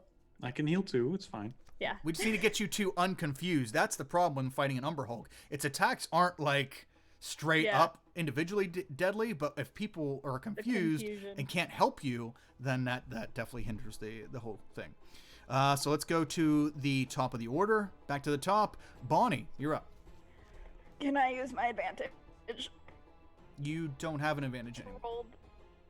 Oh, I thought. Yes, she Oh, wait, does. You just got one. I'm sorry. Derek gave you one. I didn't put it on the screen yet. Well, good. Yeah, it's okay. I was tracking it. Good. I'm glad you are. Because, sorry, Derek. I said I'm gonna thank you. use that. Yeah, I said thank you and then. Okay, so advantage on your charisma save.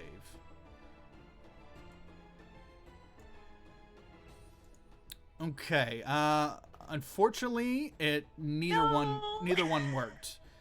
I need you to roll a d8 as you start to snap out of it for a second. You realize that you're walking down the tunnel, just casually walking down the tunnel, and you turn around, and the Umber Hulk is right beside you. Hey, what's up? How you doing? With a 5, you see the Umber Hulk again, and go ahead and roll a d4. The 4 would be farther down the tunnel. A 1 would be back. Okay, so you turn around, you see the Umber Hulk, you turn around, do an about face, and you casually walk towards the dead purple worm, back up the tunnel. Oh goodness. Yeah, shit, but that's your turn. So useless. But you are walking towards Sarah, so that's a good thing.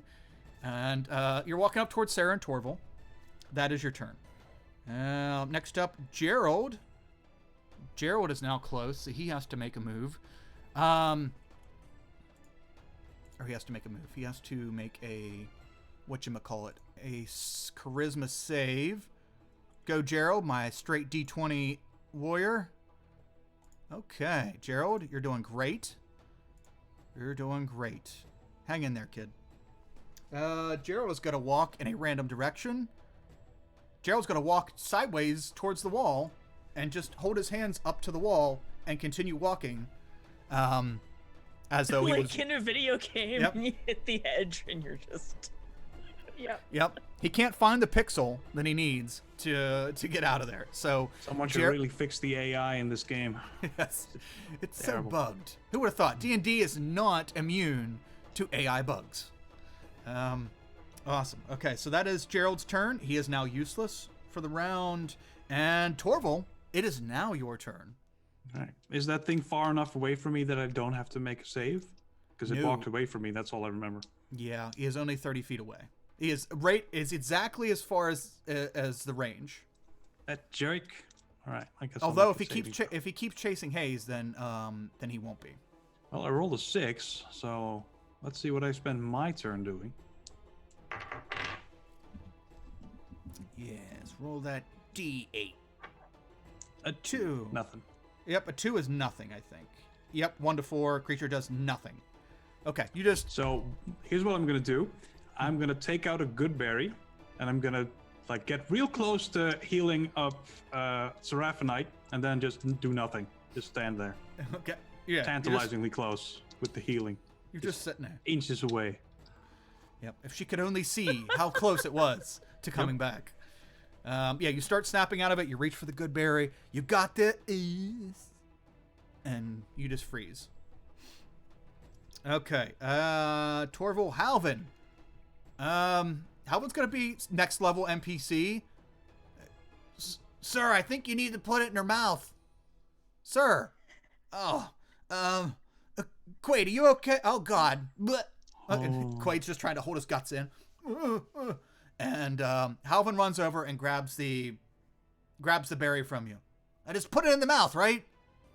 Instruct me. He's grabbing you, Torval. Instruct me. What do I do? What? I just put it in her. Who are you? Fuck it, I'll do it. And he gets down on his knees and scampers over to Sarah and rolls her over and puts the good berry in her mouth and pushes your jaw up and makes you forcefully chew on the good berry to regain one hit point. Awesome. Wake up, ma'am. Wake up. Hello. What? Thank You're you. alive. Thank you. We're all gonna die. I know. But now I'm in range of the thing. Shit. All right. See you next round. Get behind my shield. Yeah. The little fella's now in range to be subdued as well. Let's see here. So next up is Emo's turn. So the Umber Hulk.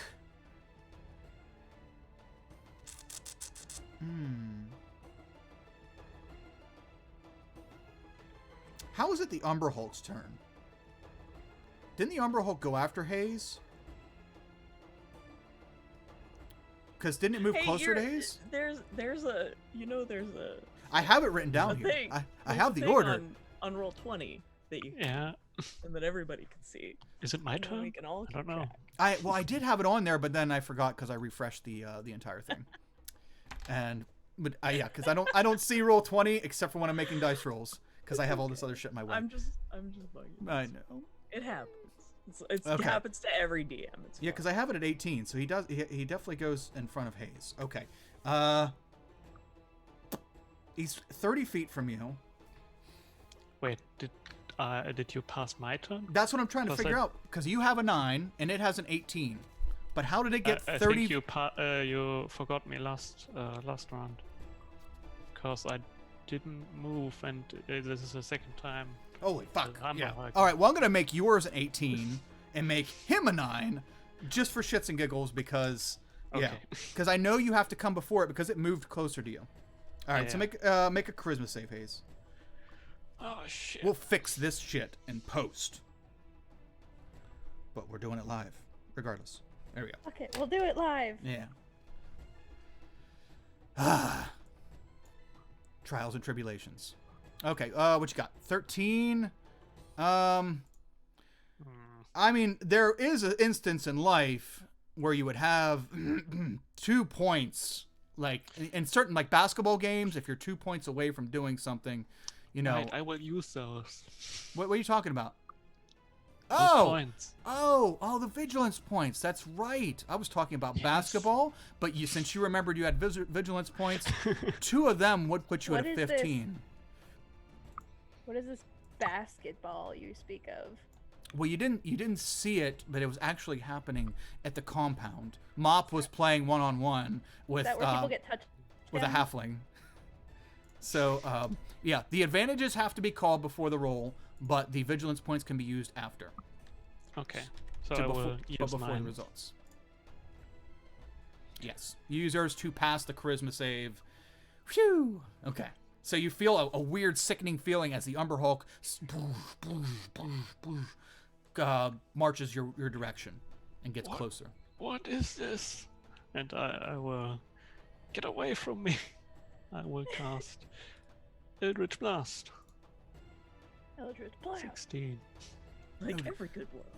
Oh crap, you're level 4. Almost level 5. Almost 2 blasts. Ah.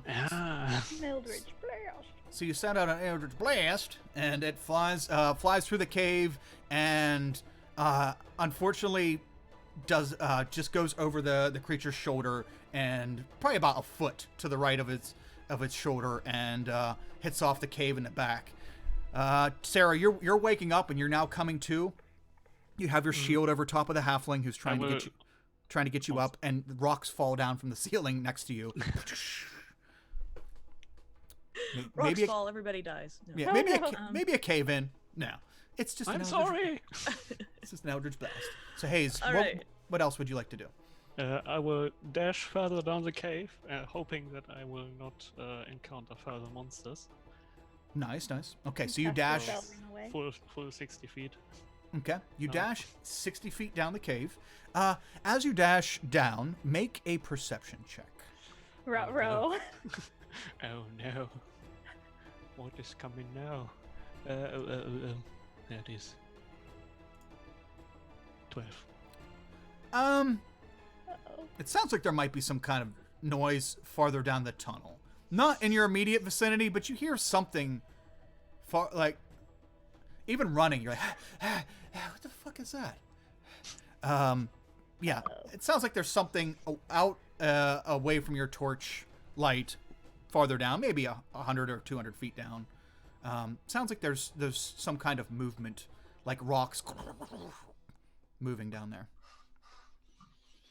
Oh no. And that's it.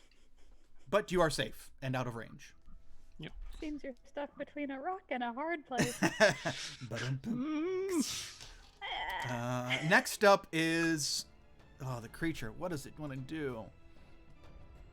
It wants to run It away. wants to get Hayes, but Hayes is really fast right now. Just wants to give him a hug. Give him a hug. It does. It surprisingly I just wanna be does. your friend. I think it's going to. Wait, I'll let the dice decide. Come at me, bro. Dice, tell me the story. Okay. It's going to continue to chase Hayes at dash speed.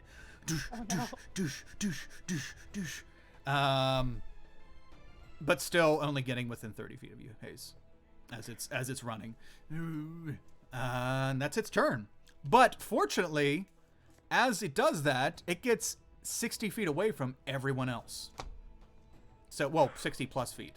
So no one is going to have to worry about charm rolls except for Hayes at the moment. Next up we have Quaid, still trying to keep his belly from falling out. And we have Sarah. Sarah, you are back to life. The halfling is like kind of peeking over your shield. Okay, I think it's gone. All right, I'm going to use my action to spend some of my lay on hands and give myself 10 hit points.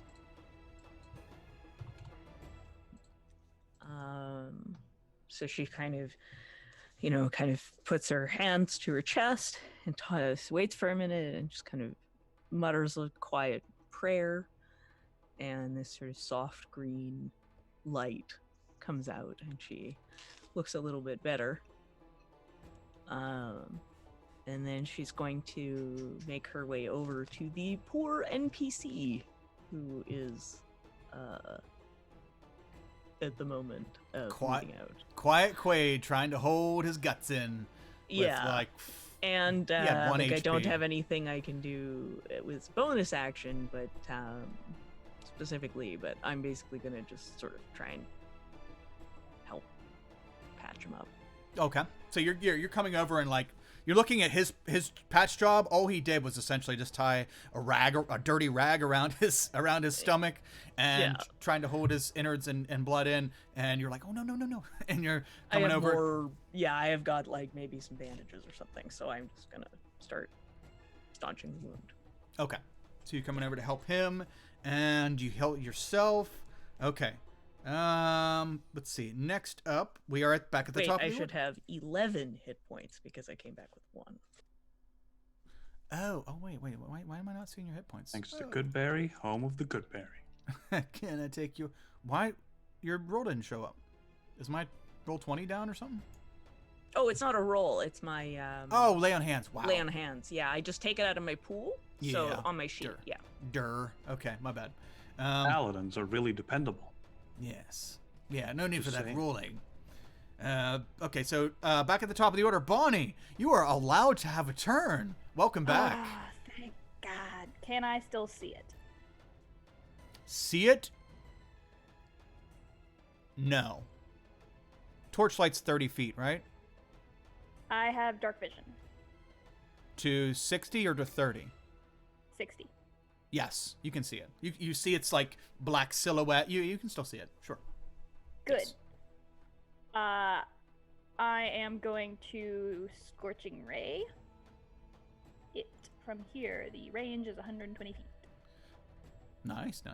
What I find weird is that fire genasi get dark vision, but earth genasi don't. I don't understand that. Yeah, that doesn't make sense. It really doesn't. For us, I would maybe I a create tremor sense or rays something. Yeah. That would yeah, be something. cool, but Yeah, something. for each ray. Okay. Well, one hits. I get. Okay. Yes. Woo, barely. Okay. Yeah, you fire off a barrage of scorching rays. That's a nice natural one, Jenna. That's a good natural one on your first scorching ray attack. Yeah. You fire off a barrage of 3 scorching rays down. It's probably kind of cool looking if it wasn't like if everybody wasn't half dying. As the rays kind of light up the tunnel as they go down, like illuminating racing stripes, going down the tunnel, and the one does strike it right in the center of the back as it goes down the tunnel. For 8 fire damage. Hold on, let me do the tally. Yeah, 8 fire damage. And I want to run. How far away is it from me? Hold on a sec.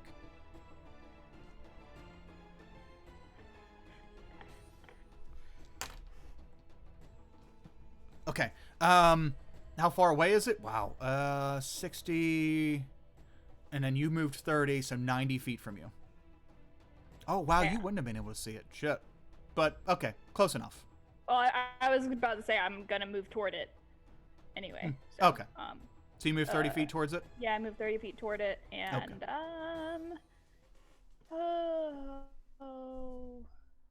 Yeah, that is odd tech or con, isn't it? You would think they probably live underground, so why would you? right. It feels like it. And since that was a 2nd level spell, No, I think it's only fire that has it.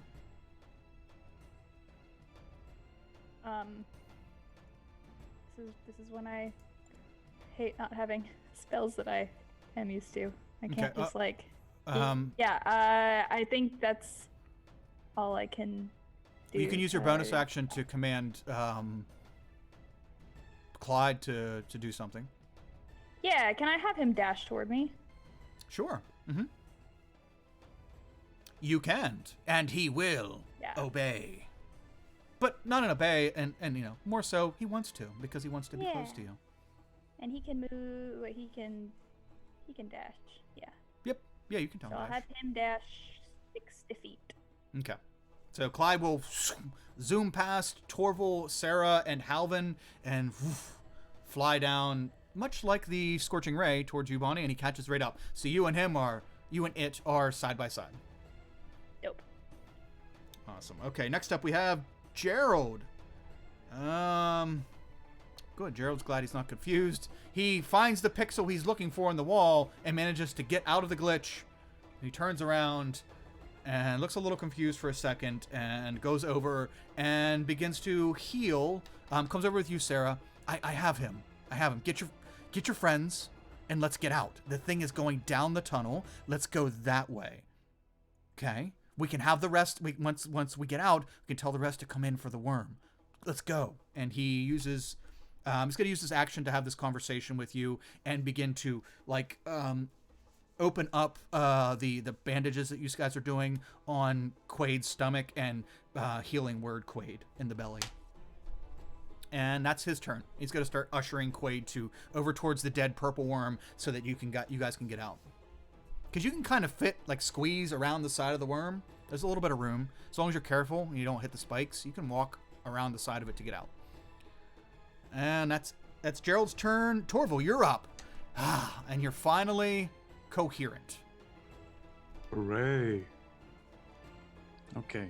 I'm hearing this conversation. I dismiss it because it's chasing Hayes, and we're not just going to abandon Hayes.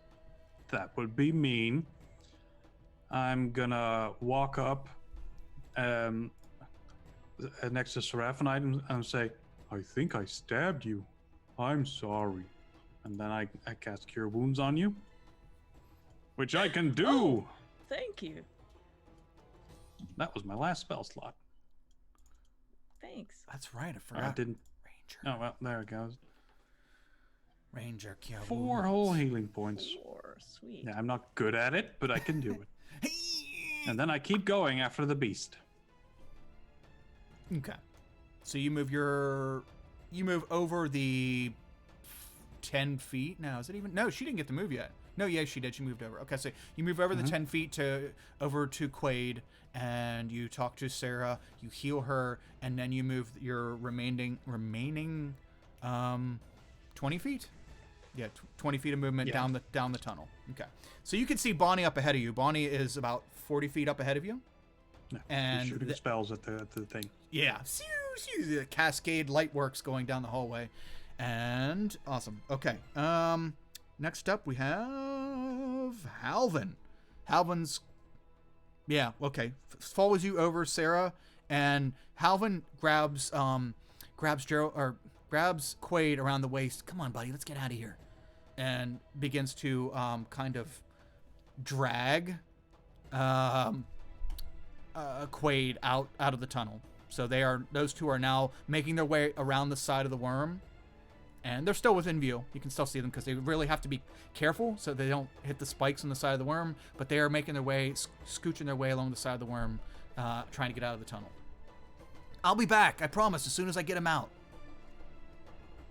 And that's Halvin's turn. Next up is Hayes, now with an 18 initiative. Welcome. Charisma save, Hayes. Oh shit. Right.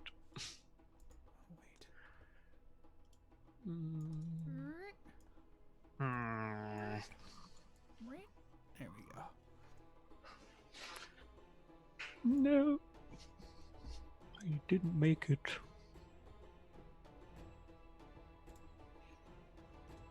Okay, what you got? Okay, so charisma save. Oh, good. Okay, I'm glad you didn't waste your advantage on that. Okay. Awesome. So, or not awesome. Not awesome. Roll a d8. Roll a d8. Yeah. Let's see what you're doing, Hayes. The creature, you felt this weird pit in your stomach since being around the creature, and it just all of a sudden rises up like some bad acid reflux and flows through your body, and you are, let's see here, Arcade Code. Kyle, hey, thanks for the sub, man. Dude, you rocked it last night. I don't know if any Tech Priest was there. Sakan, didn't he not? That was wonderful. Dude, that was DMing. I'm telling you, it was crazy. If you guys haven't checked out the Arcana Code, holy shit, he's such a good DM. I was fucking moved. All right, and I was at work, so it was yeah. Anyway, a D8, you make one melee attack, nobody's in range, or does nothing. Okay, so you're running down here, and you feel this heaviness, this like I said, acid reflux feeling flow through your body. And like it makes you nauseous to the point where you double over and you feel like you're gonna like lean over and throw up, but you just kind of freeze in place. Hayes, make a religion check, please. Okay. And let's make that let's try to make that yeah. Never mind. Just go ahead and make it, we'll see. Okay. You feel, you see, you're looking down and you're numbed in the brain, and you see your skin, your wrists and your hands. You see the mist begin to start to flow over your knuckles, and you feel it. You feel like this power that's just out of reach try to intervene with your current disposition. Unfortunately, it's just, your connection to the maiden is just not quite enough to for her to intervene on your behalf. Okay, so that's Hayes' turn. Oh, Hayes. Oh, actually, no, you're okay. Oh, no, Hayes. Okay, so Hayes, the Umber Hulk, still on the same mission, comes trucking down and begins, gets just within range of you, and you're leaned over, easy pickings, whash, whash, chomp, is going to take 3 attacks against you. Boy, I did not realize this combat was going to last this long. Holy shit. It's a big beast, got a high armor class. The confusion slows everything down. That's true. It did. The confusion's fucking things up. All right. First attack, Haze. Yes. Does 11 misses. Awesome. Second attack. I'm going to guess a 23 hits. Yes. I'm just going to roll a third attack because you're a full health, so I don't think it's going to kill you with that tiny attack. And a 20 hits. I'm guessing. Yeah. Well, yeah. I'm going to guess because you don't have reactions anyway, so... Yeah. The first, so it slashes at you first, but you're doubling over, and it thought that you were just going to like keep moving, so it swiped past you on the first swipe. The second swipe, you feel but are unable to physically react to a piercing feeling as its claws kind of puncture through your hip, not through your hip bone, but into your hip and hip bone. That would be I think it's a D8 plus, oh, come on, dude. Here we go. A D8 plus 5. So the first attack does 12 damage. Oh, wait, you were hurt. You hurt yourself. Yeah, I was already hurt. So it stabs you in the hip, kind of like to sink its claws into you and get a good grip in case you try to run away. And then you feel its mandibles on your back, right underneath your armpits, and as they clamp along the side of you for 10 slashing damage. I'm at 6. Whew. Still alive. Hayes, you one thing you do notice, even though you're confused and you're unable to act, you smell something very familiar. This thing is bleeding profusely, to the point where you can smell the alkaline, smell the metal-like smell of this creature's blood, which is not incredibly dissimilar to humanoid blood, but yeah. You have a feeling this thing is probably hurting too. Awesome. Okay. That's the creature's turn. Quaid is getting escorted out. Sarah, you are up. Okay, so I have 30 feet of movement. I'm gonna use that to run toward the creature. Okay. How close can I get? It just ran. So it is Bonnie. It was 60 feet from you. 90 feet. You ran up, so you were 60 feet within it. So 60 feet from Bonnie and probably 70 feet from you. So you need to dash Yeah. to even get You close just to it. basically, Sarah, you know it's down the tunnel, but you can't see it. And you hear Shit, Hayes. You hear Hayes Damn it. getting injured down the hallway. But at Okay, least, then yeah, I can't do that. I'm just gonna have to keep running. There might be like a silhouette from my light. Yeah, I'll just keep running toward Outside. his. yes, the light coming back. Yeah, good choice. Good. Yeah, so I'm just gonna use everything to get to Hayes. Okay. So you run 60 feet, Yeah. and okay, you see Hayes is just right up ahead of you, and you see this thing has Hayes in its mouth, and Hayes is just kind of standing there taking it, and you hear the moans of pain and agony coming from her as this creature is trying to chomp through her. Okay. Next up, we have back to the top of the order. Bonnie, you're up. You see Sarah run past you at Olympic Kenyan-like speed, and you see that she's coming up on them right now. I'm going to Scorching Ray again Okay. before I try to get closer. So that is 3, 1, 2, Ooh. 3. How many hit? 3. 1. Dang. The first one hits, and so you fire off, and actually just go ahead and roll damage. Did. Oh, okay, good. Man, it's a shame this thing had 3 health. So, awesome. So you fire off. The only reason your second and third one miss is because the creature goes down. You get close enough to see Sarah running towards it and getting ready to go up and help. Hayes. The creature, the Umber Hulk, lifts Hayes off the ground and has Hayes in its mouth. You see the mandibles wrapped right underneath the armpits, and it looks like it's going to raise Hayes up to the point where it can snap Hayes in half. And you hit it right in the center, right in the back of its, not skull, but the back of its head. And you see a hole kind of blow through and into the back of the Umber Hulk's head, and its mouth immediately snaps open and releases Hayes, and it falls one way. Hayes falls the other. Hayes, you're still alive. Onto a spike. Onto a spike, and then rolls down into the tunnel. 2 worms jump out and eat it. Yeah. It's getting ready to have a bad day. Well, I don't want it to go away. So. Run up Combat's the over. rest of the way with Clyde, and while we're all together, I will go I'm ahead also and jogging up. teleport us 30 feet up, just to get, Oh, we're get going away the from other it way now. first, Okay. just Okay. to give us a little space, because why not? Okay.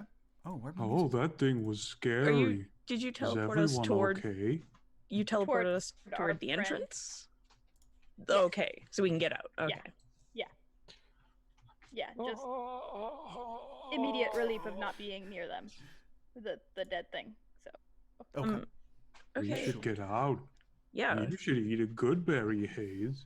Here you go. I give I can't talk. I'm gonna give Hayes 5 hit points from my lay on hands. And I also will hug Hayes and cure wounds. Okay. And I give you a good berry for 1. So Yeah. it starts to stack up. Bam, 11. Yeah. Nice. These It's good such berries. how a you warm heal. and nice hug. Okay. So all of you gather there, Healing hugs. and what would you like to do? As you're gathered in the tunnel, you can hear people on the other side of the worm at this point. Yeah, that's where we're going. Hello? Are you alive in there? Are you alive? Yes. I just can't get the voice. Oh, okay. Then just crawl over the purple worm. Ellie. Yep. Okay. Well, you can walk around the side of it. It's just a very narrow, like 3-foot width. So you've got to kind of like shuffle, especially you, Torval. You have to kind of go to the side. As you're starting to squeeze around the side of the worm, you see soldiers trying to squeeze in, coming from the other way. What do you want us to back out? Are you coming back out, or you go back in and we can come in and help? Do you want We us don't to want back to go out? back in there. There's We're monsters. going Look out. at this thing that's dead at our feet. It's huge. I know There it's could what we're be gonna eat. more of them. Oh, more? Oh my. Okay, we better get this quick. Okay, everybody back out. They're coming they're coming this way. Just go. And trying to coordinate that so that they go back out. They go back out and allow you all to squeeze out and get past the side of the purple worm. I still have Clyde, and he's sitting on my shoulder. Oh my, okay. Yeah, he's sitting on your shoulder. Clyde gives off light too, doesn't he? Does he? I think he Might- gives off like 10 feet or 20 feet, like glow, 10 bright. right? Da, da, da, da, da. Yeah, I think he gives off some light. Maybe not. Possibly. But okay, so you all make your way around the dead worm, and you are ushered to the outside of the cave. You see Mr. Cargum there and a handful of his soldiers, and there's a few of them that are going inside, and they look like they're bringing in these chains and an apparatus, and they begin the process of hooking this worm up to chains, cutting off pieces of it that the Umber Hulk had touched, and begin to try I to. don't know if you should do that. What if its family comes to get revenge? Mr. Torval, you look injured. We have medics coming immediately. Yes, you really shouldn't worry about this thing. These are dumb creatures. These worms. They're very dumb. Right, but they're dangerous. Yes, they are very dangerous. This is a large one. Congratulations, everyone. You're going to feed everyone for quite some time. I've never seen Oh. one this large in here. I didn't know they were edible. Yes. Some of you were probably eating it yesterday. Well, not this one, but a different one. Yes, we have purple worm quite often, and they're very reliable for food. As you can see, other things like Yeah. to eat them too. How do you But it's usually like manage to the, kill them? But it's the upper Hulk is kind of a problem. Thing? Yes. A thing, that big creepy thing that like almost killed everybody. Yeah. So Yeah, that's my a men major were saying that you were fighting a bug creature. Where is it? I'd love to see it. Oh, Well, it's I mean, if further- you want to go down and get it, it's Yeah. down there. You really shouldn't go in there. But Yes, if you really want to, Me personally, no. Oh man. But did Well, it then have? that's too bad. Did it have big armor? Did it have like? yeah, it was Spiky. pretty good. Oh my. If anyone would be willing to Too fetch bad the- I burned it all to death. Oh, you did? Oh. Yep, Yeah, it's totally dead, I think. yep. Oh, well, dead's good. Dead is great. That's the way we like Nah, it's charred and destroyed. it. Okay. It still seemed quite sturdy. I'm not sure. oh, it is.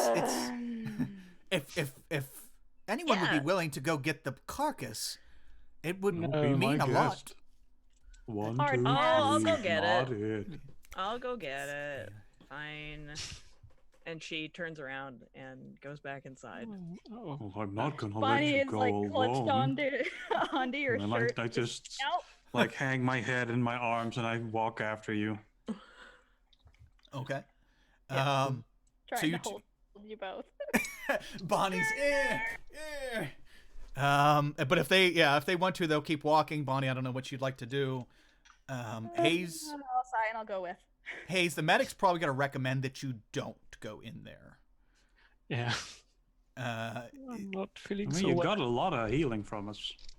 yeah. I Yeah, hand I'm- Clyde over. did. to I'm Kate. actually fine again, but But he probably, I mean, healing works to heal you, but he probably her clothing probably looks pretty like you've just been chewed through, dear.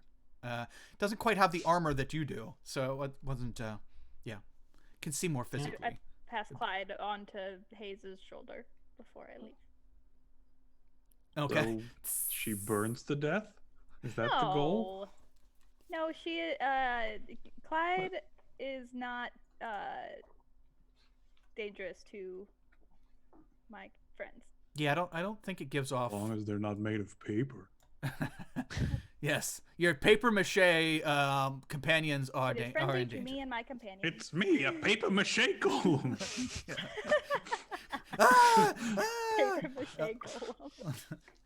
The it worst. wasn't You gotta start somewhere. Yeah, someday I'll be clay. This I'll just be a real boy. animated pile of dry leaves. Yes.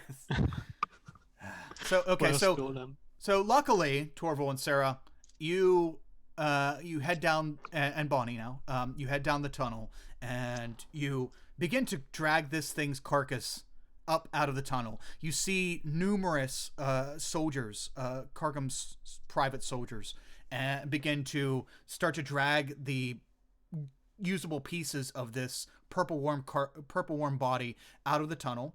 And you go down and get the Umber Hulk and you drag it up. When you get down there by the Umber Hulk's body, you can see it's very much dead. The back of its head smoking from where Bonnie blasted it.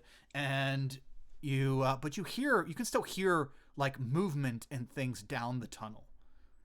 Sounds Can like I, like shifting. I want to and keep an moving. eye Just out. Like, be listen. quick and quiet. Yeah, Yeah, same. can I try and like just listen? Sure, make a perception check, sir. Can I also make a person? Yeah, let's all that's a do it. 13. Yep, two people or one with advantage. I'll take the first. Either one. Yeah, that's usually how I do it. Two people, unless it's like something that obviously needs to be done. But I usually do two or somebody with advantage. That way, 5 people or 4 or 5 people, or if you count NPCs, like 9 people aren't doing checks. Obviously, somebody's gonna get 20. Well, or I see above. my roll first, so we have no idea what it is. No, and it's not. I mean, you can tell that it's things moving around down there, big things. Like it's the same shifting sound that the worm made. Presumably, these are worm tunnels that you are in, and there are more worms up ahead. We should totally not be here. You Yep. drag the body of the Umber Well- Hulk out of the tunnel. Yep. Okay. You kind of quietly slide it Let's across be the. very quiet. Oh, actually, I can cast Pass Without Trace once per Nice. day. Ooh. Mhm. Oh, well, that's right. That is So something. I very will useful. do that in order to quiet the sound so we can get out of there. Without, making Yay. huge Remember noise. what my wife said. Slow and steady. I don't. Okay. Oh wait, what was her name? Torla. Torla. There was Torla. There was Tortina, and there was Torpedro. That's my Torpedo, family. yeah. Ah, you had such a lovely family, Torval. Yep. Such a. Oh all wait. dead. Speaking of this, I didn't get music back up and running. It wasn't working. Maybe it'll work now. Okay. So, yeah, there we go. Okay, so all of you make your way out of the tunnel with the Umber Hulk. Mr. Cargum is very pleased, and he says he will reward you for going back down and risking yourselves to fetch this. This will make great armor. And Oh, do we get our freedom? Hooray. That's Oh. very nice of you, Mr. Cargum. Well, guess we'll be on our way. Yes. Yep, sounds good. Let's go. would Okay. probably wouldn't go with that direction. I would probably head in the carriage. You know, the one that we are going No, I home think in. I'll go the other way. Your You know, now that I'm free to choose where I want to go. your bracers light up. Oh, The- nuts. The runes on your bracers light up. Yeah, well, another time, okay? You keep this kind of work up, Torval, and you will earn your freedom. Now, do we need another one? I Okay, take Clyde we'll back. go and I back in there. take it. How about we go have a nap first? You know, that sounds nice too. I'll not Let's go do back that into any instead. cave now. Yes, you all look like you've been through the ringer. You have deserved some rest. I mean, you have a big day tomorrow in the arena, so let's go get you some Oh, rest. no, are we fighting in the arena tomorrow? That's terrible. That's good. That's you say you want your freedom, right? But I don't want to hurt anyone. Oh, Wait, I forgot we were fighting beasts and robot things, so that's fine, I guess. robots in I disguise. hope we're not hurt. I You know, hope so. much as I don't like hurting people, getting hurt myself is even worse. Yeah. Yeah. Well, you guys have a 2-hour carriage ride on the way back to the compound. Aw, Is there anything Clyde we're discussing? disappears. Activate short rest. Yes, you do get a short rest on the way back. Thank you, and can roll your hit dice and do any of that stuff. Oh, as you get back to the compound, is there anything we want to discuss in the commute to the compound?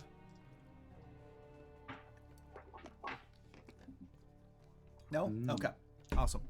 As you get back to the compound and you hear the gates open and the gates shut behind you, your carriage and the other carriage, which is hauling a large flatbed that a lot of that dead worm carcass is laying on, not the part where the Umber Hulk bursts it out of towards the front, but more so towards the back. And as the carriages pull in and the back is opened up for you, you enter Cargum's compound and you look around and lots of people are gathered around. This is kind of a little bit of an event, you know, because people want to see, you know, what are we eating? How well did they did? How many people of that group died? Because as you noticed, as was brought to your attention by Hawk, was that most groups come in as 8. Always have 8-person groups coming in. The group that you saw yesterday, Group Alpha, only had 5 people. So it's kind of a big deal to see who comes back from these kind of things. So oh, how are the other groups doing? How is this going to affect our group? Because new people will come in once a group diminishes to a certain point. So you see that Group Alpha is indeed, they are gathered, they are exiting the the building where you live at, and they are exiting the side with the nurses station, and they are coming out and also looking. You all are on the side of the line where you're able to cast magic, and as you are let out of the carriage, Mr. Cargum and several of his guards are standing there, and he says, "Well, I know you're all not happy to be here, but I'm grateful for the effort that you put in today. And I think Hawk needs to see you for a bit of a discussion prior to you going to dinner. That way you're prepared for tomorrow. I didn't see you fight, but to take down a purple worm of this size, and also an Umber Hulk, because he doesn't know the Umber Hulk did all the work, and also also one of these beetle creatures. I'm very impressed. I think you will do well in the arena, and I think it's a wonderful purchase that I made getting you. So, very well. You can go speak with Hawk and then have dinner and get some rest, because tomorrow is a big day. I'm very excited for all of you." Cargum leaves with his crew, and as you are heading over towards Hawk's area, because Hawk lives in that small building over at the training area. Mm-hmm. I guess we can pull up the thing for chat. Chat. You did work hard on this map. Yes, that's right. And you hung out with me. Thank you. I appreciate when people come hang out with me on these kind of streams. You're welcome. Okay, here's the compound map. I'll try to get most of it in there. Just a little bit more zoom out. Okay, that's most of the compound. Oh, well, never mind. As we walk over, Bonnie, would you like a good berry instead of all the purple worm that they're apparently feeding us? I can't hear you because you're muted. Oh, that's right. So we can't spell anymore now, right? No, but I still have them. Oh, you have some already casted? Yeah. Uh-huh. Awesome. So Yeah, I would. Here you go. Oh, thanks. How many I good also eat one myself. How many good berries you got left, Torval? I have given one away to someone in the guard troop. I forget who. Then I've given one to Seraphinite. I've given one to Hayes. Now I've given one to Bonnie, and I've now eaten one myself. That's half. They lose all their magic after 24 hours anyway. Okay. But might as well use them, right? And they give you enough food for a whole day, as well as a hit point. Okay. Nice. I love the spell so much. Yeah, Just good. because it's enough food for a whole day. Like, wherever you are, you're fine. Just pop a good berry. Problem solved. Yes. Yeah, it heals. It nourishes. Good berries are good. Yeah, you Speaking got of some water on the side. how many do you have? everything. How many do you have in your hand as you're passing them out to Sarah and Bonnie? Oh, I just like pull in my arm and then come out with a good berry. Okay. Nice.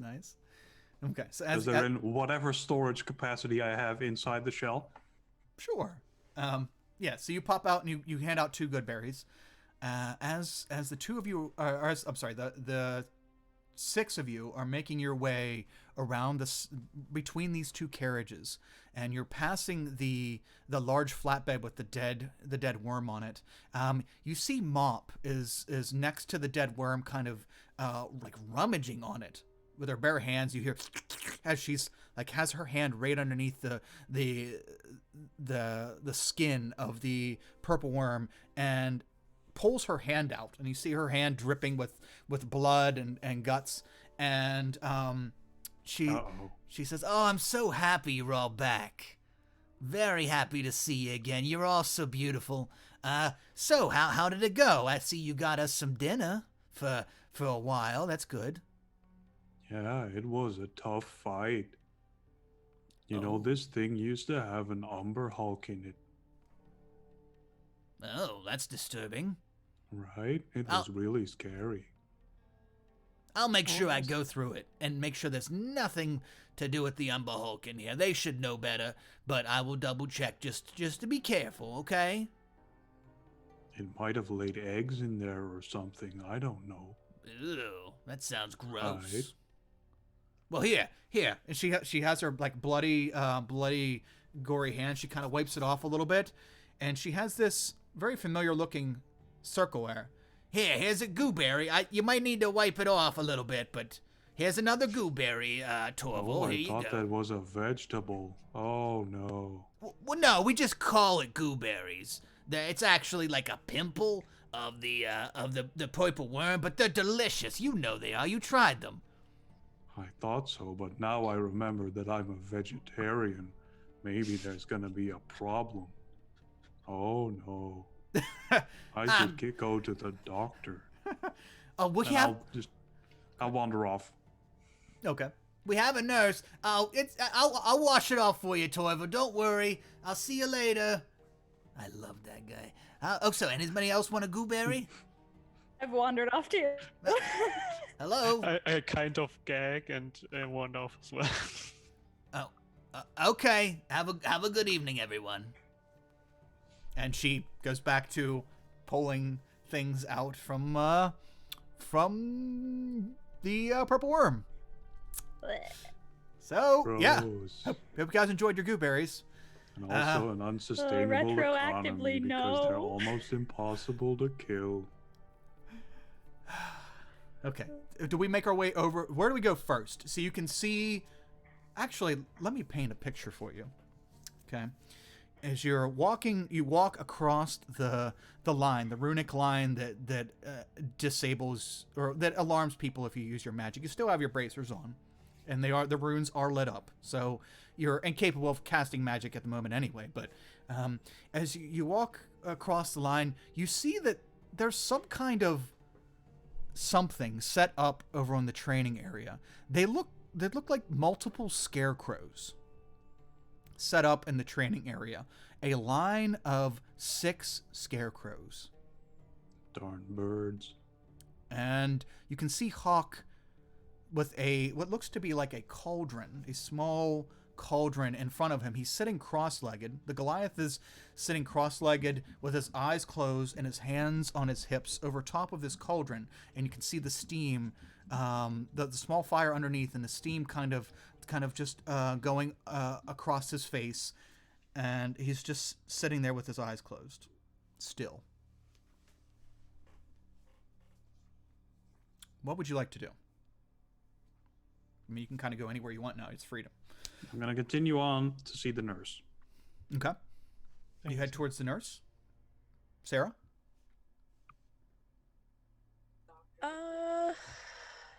Yeah, I think. Is there a place she can get weapons? There is the cabinet, the locked cabinet over in the training area. It's kind of like 10 feet to the right of Hawk. Your right of Hawk. Okay. You see that wooden cabinet right there? Mm-hmm. That is like Okay. a weapons cabinet. Because I want to make sure. Wait, you said there's scarecrow. Oh, I guess they're like for Yeah, I guess- training. Yeah. Okay. Well, I realized that I didn't have a bow or any kind of like long range weapon, so I'm gonna grab a short bow for myself. Do we Okay. still have our weapons? No. Yeah, I didn't note that. They took them when you guys got out of the tunnel. Oh, okay. Yeah. Okay. Gotcha. Well, I'll make a mental note then to remember to bring a short bow next time. Okay. I.e., I am Just in going to put case. one now on my sheet. Oh, okay. Yes. Yeah. You okay? Okay. So yeah, mental note. Ranged weapon. Helpful. So yeah, you see these scarecrows. They are like this across the training area. Okay. And you see. Let's put Hawk is. A lot of scarecrows. Yeah, it should be 6. That's only 5. Should be 1 for each of you. That's Hawk. Just because I clicked. Whatever. That's the first thing that popped up. We're good. That's Hawk. He is sitting right there over a cauldron. He's, enjoying some effervescent relief. Yeah. Okay, so you go over to the cabinet, Sarah, and the cabinet is locked. Bonnie, where are you going? I kind of just want to, Sorry. I don't know. Actually works. Oh, yeah, I didn't do tokens. Well, you guys... She's kind of curious about the scarecrows, so she's just probably gonna follow Sarah around. Okay. You go with Sarah over towards the box, and Hawk. Hayes, you, as everyone begins to disperse, Torval's heading right, Sarah and Bonnie are heading left. The Quaid and Halvin are also heading right towards with Torval. As you begin to walk forward, you feel a tapping on your left shoulder. You turn around and you see the very peppy Claire Cargum staring at you. Hi, I'm glad you all made it back. How was your adventure? Terrible. It went terrible. Oh, my, that's awful. I'm really bored right now, and I'd love to hear about it. Do you want to come over here with me? Can I first go to the nurse? That would be nice. Oh man, but I can't come in there. Like my dad's busy at the moment. If if you come with me now, like we could just hang out. I'm just so lonely, and you guys are interesting, and you're just. Yeah, that's fine if you don't want to. If you don't want to, if you want to go heal and do your thing, that's okay. I'm just, I get bored here. I'll come. Okay, this is just. I can go later. Two princesses hanging out. We're just, Yeah. Okay, cool. I'll show you my pet. You want to come meet my pet spider? Oh. She has a pet spider. Yeah, she said that last I time. haven't seen too many spiders yet. So yeah, it's right over here in the stable. Come on. Yeah, you'll be fine when you're with me. You'll be fine. You're a princess. I'll just tell them you're a princess. It'll be fine. Okay, that's nice of you. Thank you. You're welcome. Okay, so she takes you from, let's draw a picture. So the red line, you guys are right here. She takes you, this way over to, you and her walk to the stable. And she begins to tell you, about her pet, Samson. And Samson is the most wonderful pet. He's so kind and so furry. And, do you have a pet? Did you have a pet back home when you were a princess back home? What was the weather like? She's basically Bonnie on crack. Yes. And it's just hammering you with questions. But Well, you... the weather always depended on my dad's mood, so it could be quite changing all the time. So sometimes stormy, sometimes you could see the sun, sometimes Oh my, yeah, my dad gets in moods too, right? Yeah, I know. Same thing, probably the same thing. And she escorts you over towards the stable. Let's zoom back. Torval, you and Halvin, Halvin the halfling, and Quiet Quaid. I didn't realize that was going to be like H and Q, but you and Halvin and Quaid go into the nurse's station. And it is the centaur woman, the old acquaintance of Sarah. And she says, "Oh, my, you three look rough." I'm completely fine, but right, he's hurt. I mean, you should go first. You heal, but does that take away all your battle scars? You don't have any scarring. There's no divots in the shell. It just there might be like a tear in my clothes, but since I don't wear many. Okay. See, I usually say that when something like takes a bite out of you, you heal, but there's gonna be some scarring. Sure, like if we take damage, that would take regeneration to heal. Okay. But Most damage is just superficial. Okay. Because there's even a train of thought that hit points aren't actually physical damage; they're just stamina. Oh. Like you keep dodging with your hit points, and then once you take a blow, you go down, because that's how taking blows works. You just die. Yeah. I think I'm somewhere in the middle because relying on one blow to kill you all the time doesn't sound very fun or thematic. That's how most sword fights go. But but I can see. It's a like, train of thought. Yeah, I can see that. I can Yeah. see that. Or a school of thought, I should say. Anywho. Yeah. Okay. So I nudged the actually injured guy, whatever metric we're using, forward. Okay. Hi, I'm metrically injured. I mean, he's actually having problems speaking. So. Wow. Yeah. Let me take a look at that. Okay. This will take some time, but we can patch you up. Is there anything else either of you two need while I patch him up? Well, this fellow needs a commendation for all the good work he did. I pointed the other guy, which his name is Halvin, right? He's the one. Yeah. Yep. Thank you. No, it's you all did the good stuff. No, you healed Seraphonite with my good berry. Because I got stuck somehow. I don't really understand what happened back there. It looked like you were trying. I don't know what happened, but it looked like you were trying. Yeah, I just lost my train of thought. It's but okay. You helped out, and that's good. And I pat him on the back.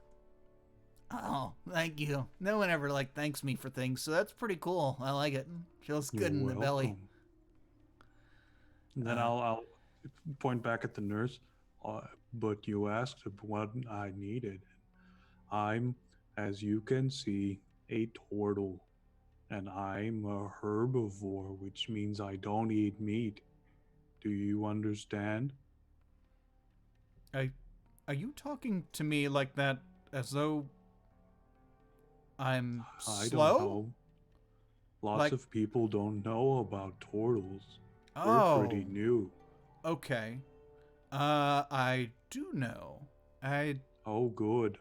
Yes. Well, I just found out that our friend who does the cooking has been feeding me meat, the gooberry, which I thought was a berry and therefore ate because that's a vegetable or a fruit, depending on how you look at it. But apparently it's part of a big old worm, which is meat and I shouldn't eat because I'm a herbivore. Am I going to die now? That is a novel thought. No, you're not going to die. Oh, good. You may get sick, but you shouldn't die. It's just I don't think I've been sick before. What's that like? That's right. I forgot your people are new. It is when you don't feel good, and you may throw up. I look at the manacles. Yeah, that's not sick. In your stomach, you may throw up or may poop. Do you poop? I hope you poop. Yes. Okay. Of course I poop. Well. Everybody poops. That was the first book I ever read. Oh, you read too. Okay. Yes, everybody poops. I'm a very smart turtle. I'm not. That's a lie. Well, Torval, everybody poops and most people get sick sometime. Oh, no. You may get sick. What should I do, Miss Nurse? Just go about your life and it will go away. Okay. You're going to be fine, Torval. Promise? No. Aw. But as far as the gooberry, I promise. If At you least die... now I have a little supply of good berries. Would you like one, by the way? It's a vegetable. No.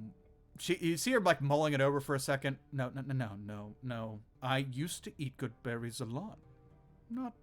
Really? Yes. Not Are right they now. not to your liking? Not here. No. You know, I made these. They're not gooberries. There's a D at the end in the middle of it. It's a good berry. It's funny because remember last episode, they're like, oh, I wonder which one's better. And you're like, good berries because it has a D at the end. Or maybe because it's not a pimple. Ew. But, yeah. Foresight on Torval's part. Yeah, I'm sorry, Torval. I can't accept. Oh, okay. It's not because you don't like me, is it?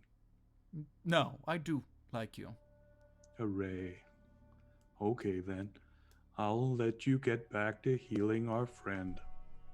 Okay. I'll turn around and walk out. Okay, you walk out. Halvin's like, I'll hang around here with Quaid until he's fixed up.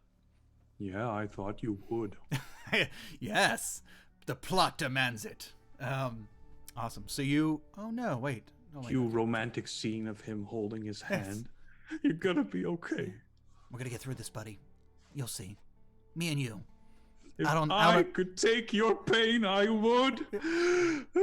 Out on a ship, you can hold me and I'll hold my arms out. At the front of a ship, it'll be beautiful. Yep. So okay, so we will. You will walk across the compound over towards the training area, where Bonnie and Sarah are right over by Hawk. So let's zoom back time a couple minutes. Bonnie and Sarah, you approach the weapons locker. The weapons locker is indeed locked. And what would you like to do? Okay, this is like, so like, what was even happening? I don't even understand. I don't know. It was crazy. That was a crazy thing. Yeah, yeah. Why I don't want to do that again. No, but I mean, like, I get that you gotta eat, but like, I don't know. This really doesn't seem like a good idea.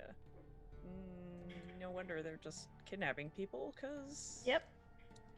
this is just like bad idea after bad idea after bad idea. Who put these people in charge anyway? So, Dumb people. yeah. Well, okay. We need to just... Okay, so if they're not very bright, then maybe we can just keep trying to, like, find a way to Yeah. get out, you know? Yeah. I think we might, if we keep trying. Just don't give up. Staying positive. Yeah. And it's I just, you know, I felt really tough before today, and I don't feel so tough today. So... You did good, though. I felt kind of useless. Well, Very whatever. confused. Yeah? What was up with that? I don't know. Why did Torval hit me? I He looked just- so out of it. He was, like, not there. He was just not there, you know what I mean? That's how I kind of felt, too. I just, like, walked away. It was very weird. Ugh. Okay. Never I want to even had this awesome plan, too, and I just, like... Yeah. I hate that. I hate that when you have, like, the best plan ever. And Yeah, it just, and it just... it just all falls apart. Mm-hmm. Well, okay. Then let's not plan on getting Yeah. out of here. So let's and try just- the opposite. Yeah, wing it. Yeah. We'll be fine. Yeah. Positive. We'll be fine. We'll be fine. We'll be totally fine. We'll be fine. Fine. I give her a hug. He's like, we'll be okay. We'll be okay. We'll be okay. We're trying to laugh, but we're like, we'll be okay. Yeah. Blanket fort. Yeah, definitely blanket fort time. I think we should go back to our room and like build a blanket fort Blanket fort. and pretend like this never happened. Yep. Okay. It's as you're saying this, you hear Hawk about 10 feet from you. You two really are masterminds, aren't you? Please. Oh, totally. We're like, yeah. I should be like a grand vizier to a king or something. Yeah. Overthrowing the world, man. That's me. Please. I whisper loudly to Sarah, just, he has no idea that him hearing us was just part of our plan. We're so clever. Please. Now he thinks we're dumb. Are you two It's the only all ones? working. Are you two the only ones coming? He opens his eyes and begins to stand up. I guess. Were supposed we to train or supposed Where are something, we right? going? Hi, I'm Yeah. here now. Torval, you're walking over at this point. Okay, there comes another Hayes one. was like crazy hurt. So Yeah. I didn't notice where Hayes went. yeah, I think she went to like chill out the nurse to the or nurse's something. office, I think. So I was just at the nurse and she wasn't there. oh no. I hope she's okay. The nurse? Yeah, she's fine. Seemed in good spirits. Hayes. Where's Hayes? I don't know. I don't know, my memory's a little hazy. Ah, man. Yeah.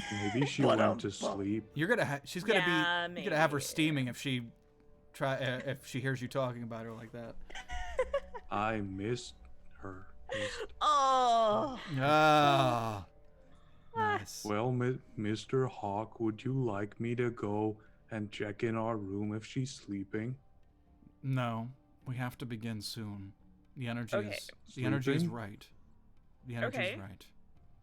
What are we Okay. doing? Okay. We're just gonna do a little bit of soul searching. Oh, So I think I- I have one, but if I have to look for more, that's fine. This group, I never in my years have I ever had this much difficulty I delivering. specifically asked if I had a soul when I talked to a cleric, and they said yes. I I go know. over and I pop a squat on the ground. You know, we're still searching. Can I summon Clyde? Does he have a soul? No, I use him to meditate. It's comforting. You Hmm. can't use magic in here, Bonnie. You know that. Oh, okay. I just didn't know if we were training, if that would.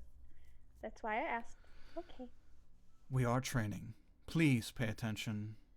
Take this seriously. This may save your life. All that shit that Kargam has you do, he's using you. You are his associates. Really? Yeah, I I say know. sarcastically. Heavily. Mind blowing. What? I had no idea. Mind blowing, I know. He's using you, but I'm not. They're I'm- being sarcastic, I say to Seraphonite. Thank you. You're welcome. You're an educational bunch. But I can tell you have good hearts. Let's keep them in your chest. So I don't know what your battle was like today. But Oh, this- we should tell you all about it then. Well, you be ready, 'cause it's a big story. Okay, Torval, maybe we just listen to what he has to say first? Oh, did you want to talk, Mr. Hawk? I'm sorry. It's okay. Just please listen for a little bit. You'll have your turn to talk. This is I important. sit down next to Bonnie. I scoot over a little bit because I just need space for my soul searching. Oh, okay. Soul searching space. Okay. Might as well sit down with them, Sarah. That Yeah. way you're all in the same fashion. Yeah, we all sit. Okay. I You close all my eyes. you all have, as far as I can tell, good hearts. As far as I can tell. But you need to understand that the arena it doesn't care about your heart. It doesn't care about your intentions. All they care about is entertainment at your cost. So please, let's dig a little deeper and see if we can pull a little more efficiency out of you. Because I can already tell your heart's in the right place, but we need your mind in the right place. So I'm going to individually assess each of you, and we're going to deal with what you have inside. And I can't make you stronger in the areas you're already weak. There's no time for that. I don't have the patience for it, nor am I very good at it. But we need to find out where you're strong, and we need to feed that. And Bonnie, we need to feed that fire. Yes. So we'll start with you. Step up here, please. He holds out his hand I to get help up. you up. And he walks you over a couple feet from the group, and he stands you, puts his hands like on your shoulders, and stands you facing straight at the first scarecrow in the row. And he says, "This is your enemy." Okay. Now, turn your head this Okay. way. Face your enemy, but turn your head. Face your body towards your enemy, but turn your head towards me. As you turn your head towards him, he very quickly has it, like he had his hands at his waist. Very quickly holds his hands up, holds one hand up, and blows a dust in your face. You do sneeze. It kind of forces like Bless you. like itching powder. But as you sneeze, everything goes black. And Torval and Sarah, what you see is Bonnie sneezes, and when she stands back up straight, her eyes are white. Whoa. And she has no expression on her face. Bonnie, you are not in your body at the moment. Torval, float off. Is that supposed to happen? Oh. Yes, she's dealing with her issues. Now, Bonnie, you can hear the conversation between Torval and Hawk. Hawk turns your head towards the scarecrow and then takes a few steps away and says, "Bonnie, you have your strengths, but we need to find out what makes you stronger." And Bonnie, he says, look ahead of you. You need to deal with this. And Bonnie, you're in essentially a black room. Everything is. But I can't look. No, you're not there. You're in a black room. You're in Okay. You're in darkness. You're in a different That's what I place. Yeah, you're in a different place, but you can hear. Your sensory still. You can still hear the outside. Do But I have you're- access to my mouth? Yeah, you can talk. You can walk Oh, around. okay, I was like, am I just Yep, you like- can. this is weird. I can't see it anymore. Everything is You look around. It's nothing but black, and then as you turn, at one point, you see Clyde. Clyde. As you begin to walk towards Clyde, because he's about 20 feet ahead of you, you begin to Yeah. walk towards Clyde. You feel this force blocking you, like a wave. You take a couple steps forward, whoom, it pushes you back. You try to go towards Clyde again, it pushes you back. Clyde begins to grow from he's a small fella, right? Like 3 foot, something like that. Yeah, You he's a think they're little small? floof. Yeah. So Clyde's a small fella. Clyde begins to grow. Oh. The force that's keeping you back, as you're pushing forward, it begins to get hot. And for you, hot's not really a thing. You've never been anywhere that's hot for you. You know that other people talk about it's so hot out. Oh gosh. But this actually feels, holy fuck, this is hot. This is really hot. To the point where you have to back away from the force. As it feels like it's beginning to, you see your skin start to crust over. No. Clyde's Ow. not saying anything, but you can feel his essence on the other side of this force. You feel this panic and rage coming from Clyde. Clyde. Clyde's getting bigger. Clyde's now about 7 feet tall. and you hear the voice of Hawk saying, "This is what you must deal with. Don't run from it." Clyde's a badass. Clyde's a bad. He's gonna be so fucking strong. Oh, he's such a badass. He looks so cool. I need you to make a nature check. Uh-oh. As you're trying to understand, why is Clyde getting bigger? He's never been big before. But he has... You do remember a time where Clyde has spoke through you. By the way, these are all 14s, by the way. Just as a DC thought. These are all 14s. Okay.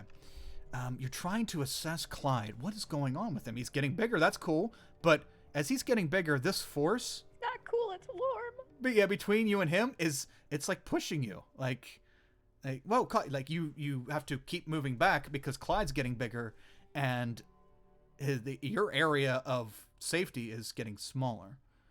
Uh-oh.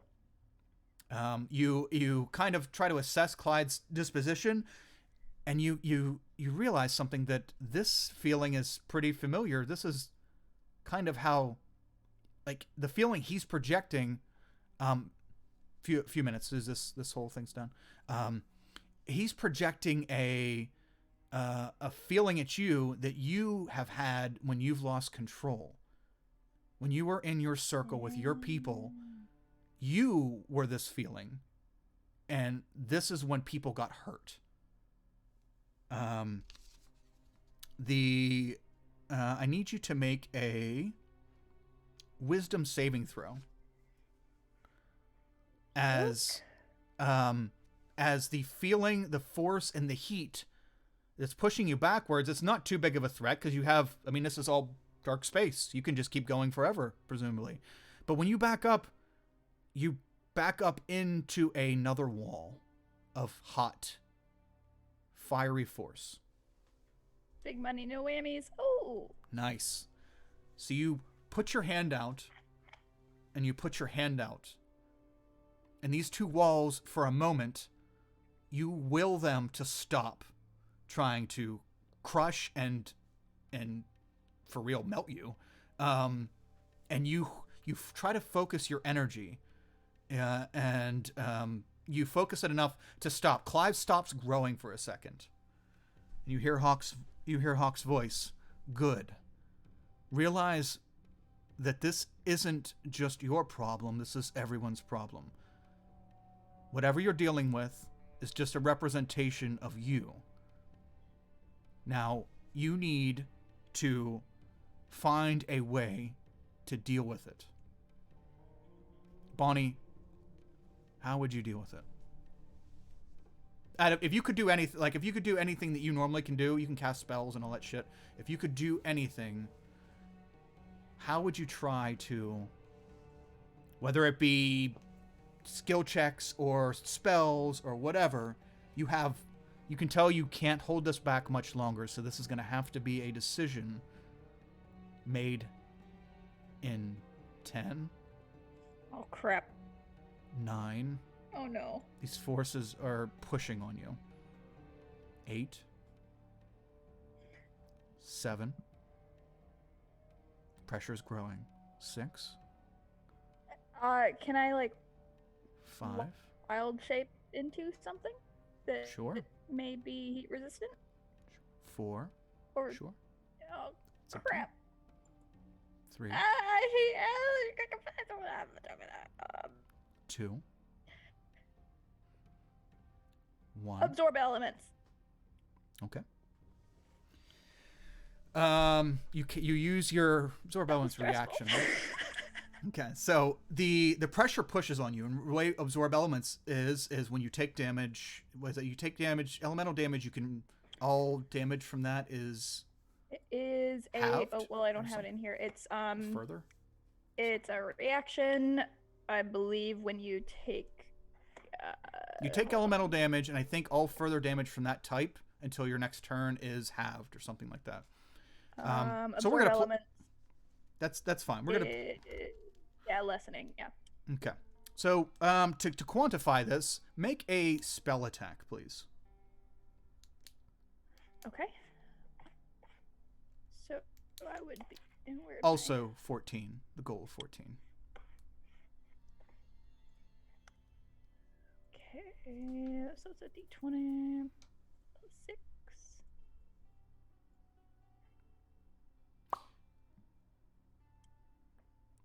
Okay. Oh, 18. Okay, awesome.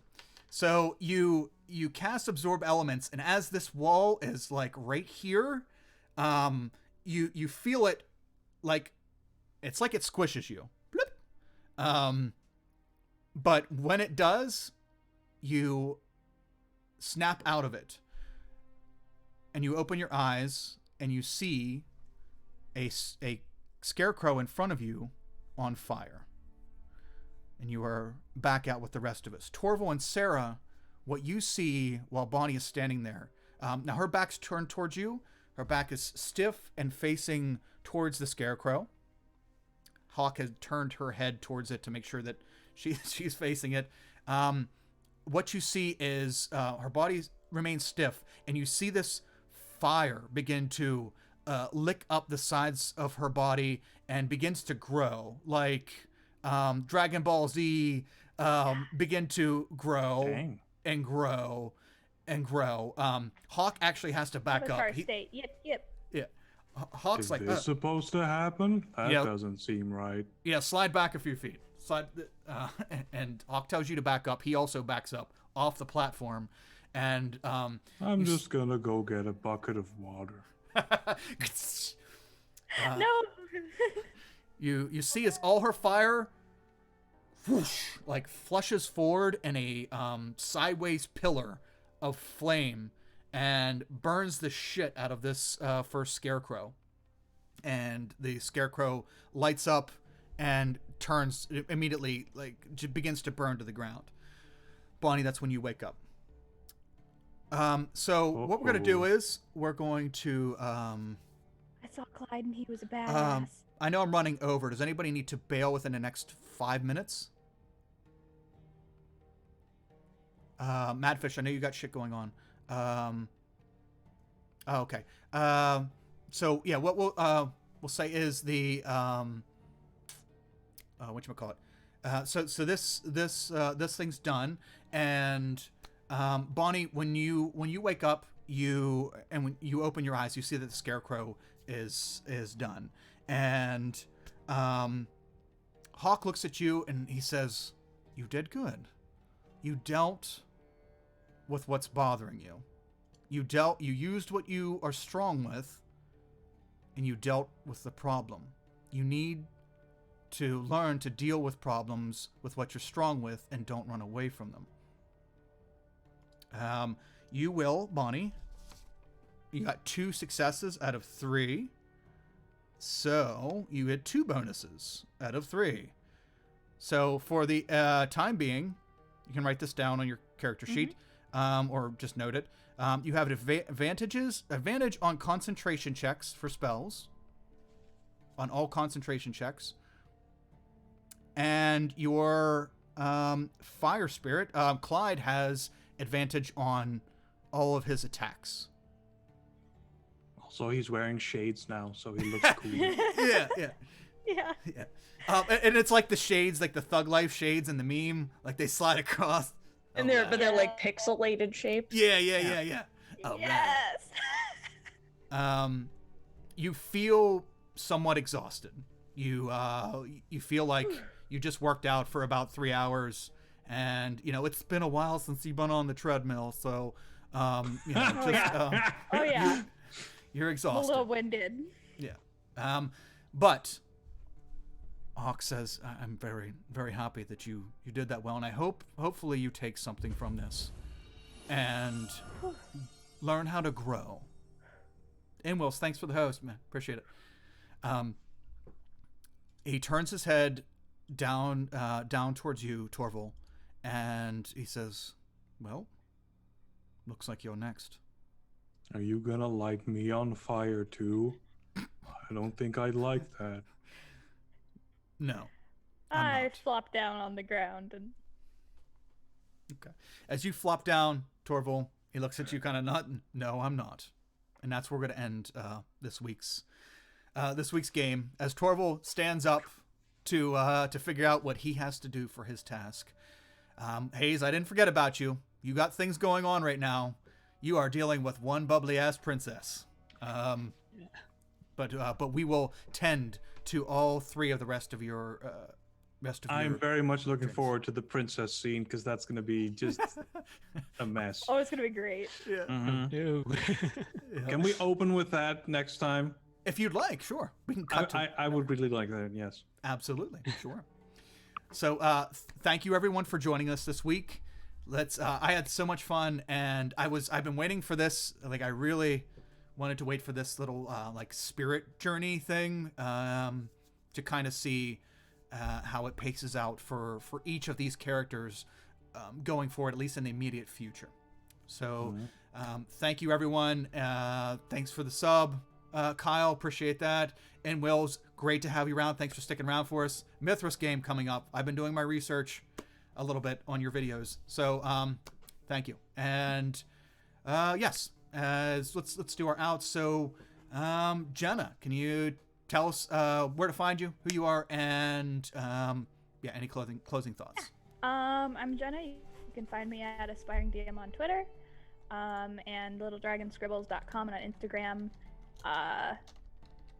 where I have D&D stuff and bullet journal things and yeah, and art and whatnot. Art. You are yeah. Any of us who can see the Discord know you're one hell of an artist, and yeah, look forward to seeing anything and everything you do. So check Jen out; she's awesome. Nurgo, so tell us where to find you, about you, any closing thoughts for today. Hello, I'm Nogabird on here in chat. Nogo Lexan over on Twitter, and I'm usually doing like voxel art and stuff. And well, that last part is the part where Hayes actually still got and well. Yeah, that was. You were no, you are booking it, and yeah. I was already running it. I still didn't get well, enough away. Yeah, if you would have passed that one, you probably. I mean, that was it. It couldn't have. You would have been out of range of confusion that next turn. Yeah. Yeah, that was just bad timing. I was trying to get out, but then he ran as well, and well. Yeah. Well, actually, I was part of a little something. I will post it in chat. It's the Uncensored Library of Reporters Without Borders. It's like a little project, and you can check it out. I think I can post it. Yes. Oh, there you go. Yes. Yeah, you can post it. It's about censoring and how there's still so many countries that censor the reporters and everyone, and feels like it's on the rise, even. So. Yeah. So yeah. I watched a podcast with someone who's she's trying to get all the all the books and websites and stuff translated into Arabic, because they're just not like their wiki is so much like that they're just not allowed to do a lot of stuff, and trying to make sure that education gets to people who are oppressed that way, that they aren't allowed. So very good cause. Awesome. I was part of building the library. Well, I wasn't actually building it. I was just destroying it for a time lapse. But well, I did my part. So. It's important too. Yep. Yeah. Absolutely. Nice. Awesome. Madfish, let's tell us about yourself, where to find you, and any closing thoughts. I'm Madfish, and I game and write and randomly do things online. You can find me as Madfishmonger everywhere, and I do have a link. So you can I think yeah, we got. Yeah, go we see got my us. link. You can go see Yeah, all my nice. things there, Nice. and that would be great. And you can also see pictures of my kitten, who I'll go and get right now, because No. he needs to be Kitten. I bothered. love the kitten. Yes. Hang on, I'll go get him. Just a wee one. Okay, I'll hit palette. I'll hit PH, and then we'll come back. We'll come back for some kitten love. Me? Yes, you. Hi everybody. I'm Paladin Hulk. I was playing Torval. You can find me here next Friday doing a cool one-shot where I'll be playing a suit of animated armor. I've decided that it's gonna attack by throwing its head at people, which I'm super excited about. A little earlier in the day, I'll be running that one-shot I did a couple weeks ago, Abby's Lament, on I think it's called the Fox and Penguin show channel. I think we're gonna stream it. I'm not actually sure. I'm gonna run it. I don't know how it's gonna happen, but I'll post it everywhere so you can see. I'm looking forward to seeing how other people react to Abby's Lament, and see if it's gonna go even remotely similar to what we did here. So I'm excited to do that. Then on Sunday, I'll return as Hope, the Pirate Paladin, who tries to make friends with all the evil pirates. And finally, we're picking back up after our DM was ill or exhausted. Exhausted was the one. And then a little later on in the week, I'll be joining Madfish for a weird one-shot where I'm playing a Wombat Paladin who is completely useless at combat, and it's gonna be fun. I'm sure. For charity, to help the koalas, because they can't help themselves because they're koalas. Okay, that's it. Okay. Yes. Kitty's so cute. Yes. Look at like leaning his head down. Oh. Kitten yawns. Oh, so toot. Nugget. He's a baby kitty. Oh. So toot. Mine's still back over there on the little. Oh, it's still on its perch. Yep. Still? It's been Still. hours. Yeah. Dedication. Yes, indeed it has. Okay. Wow. Dedication. Cat after my own heart. Yeah. Aw. Hello. Baby. Oh ho ho ho ho. Hello. Nugget. Thomas is outside. Mhm.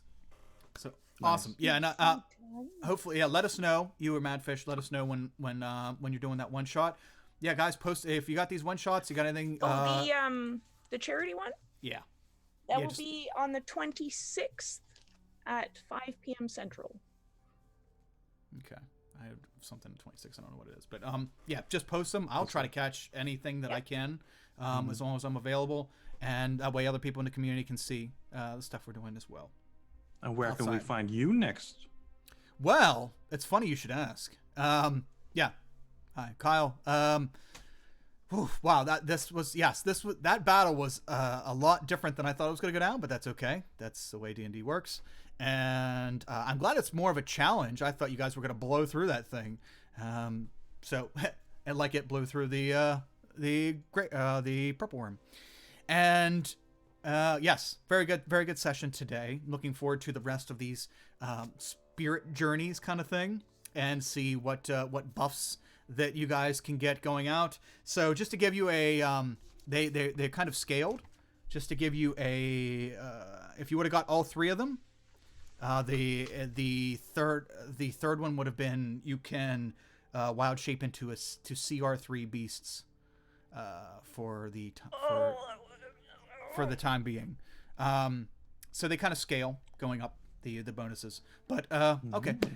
Yes, so super excited for next week and see what the other three, what we can accomplish and get into, and what else. So yes, we have Friday, like Paladin said, Friday we're doing our community one shot, and it is it's going to be a monster party one shot. So we're going to be using the Do the mash.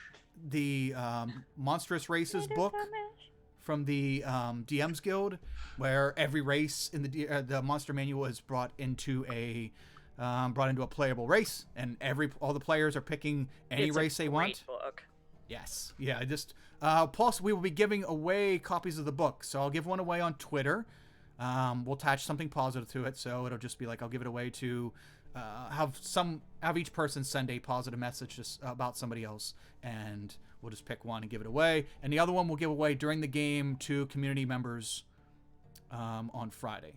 So stay tuned for that. And yes, that's pretty much it. YouTube channel, Star Wars Initiative on YouTube. We are putting, that's our educational D&D stuff. I've been slacking on that this week. I had a lot of things come up.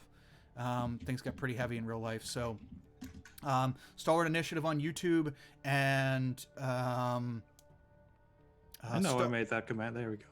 Oh, there it goes. Yeah, it was just lazy. Also, we have a new channel to put these Let's Plays in. So Strands of the Sun will soon be coming to. I just made the channel, and I have one video up on it so far.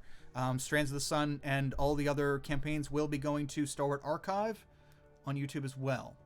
So check that out to catch up on all this. Although the VODs are on Twitch for 2 months, so you can catch up on the story there. Anyway, that's it for the channel. Thank you so much for hanging out with us, everyone. Cons, great to see you again, and everyone. And Wells, the best. Everyone's and yeah, you guys are great online community. Join our Discord community if you guys aren't a part of it. We do one-shots, games, talk, have a good time, and we really enjoyed everyone. Have a wonderful day, and we'll see everyone back next week for Strands of the Sun. See you, everyone. Bye. No, we're gonna raid. We're gonna raid. I'm gonna remember to raid. Ha! Oh well, okay. Yes. Sorry. I'm sorry. I didn't mean to but I want to give it back. Where are we going? Great question. Wherever Straticus? Google Chrome will let me. Yeah. Scradon? Yes. Okay. He's in my list. Okay. Yep. List just popped up. So yeah, we'll raid Scrat. Scrat's awesome. Been friends with Adam for a long time. Scrat, I guess. There we go. Okay, let's go show them some love. And does it work? It works. Hooray! Yes. So thank you, everyone. Have a wonderful week. See you back Friday whenever you can. See you guys. Bye. Bye. Okay.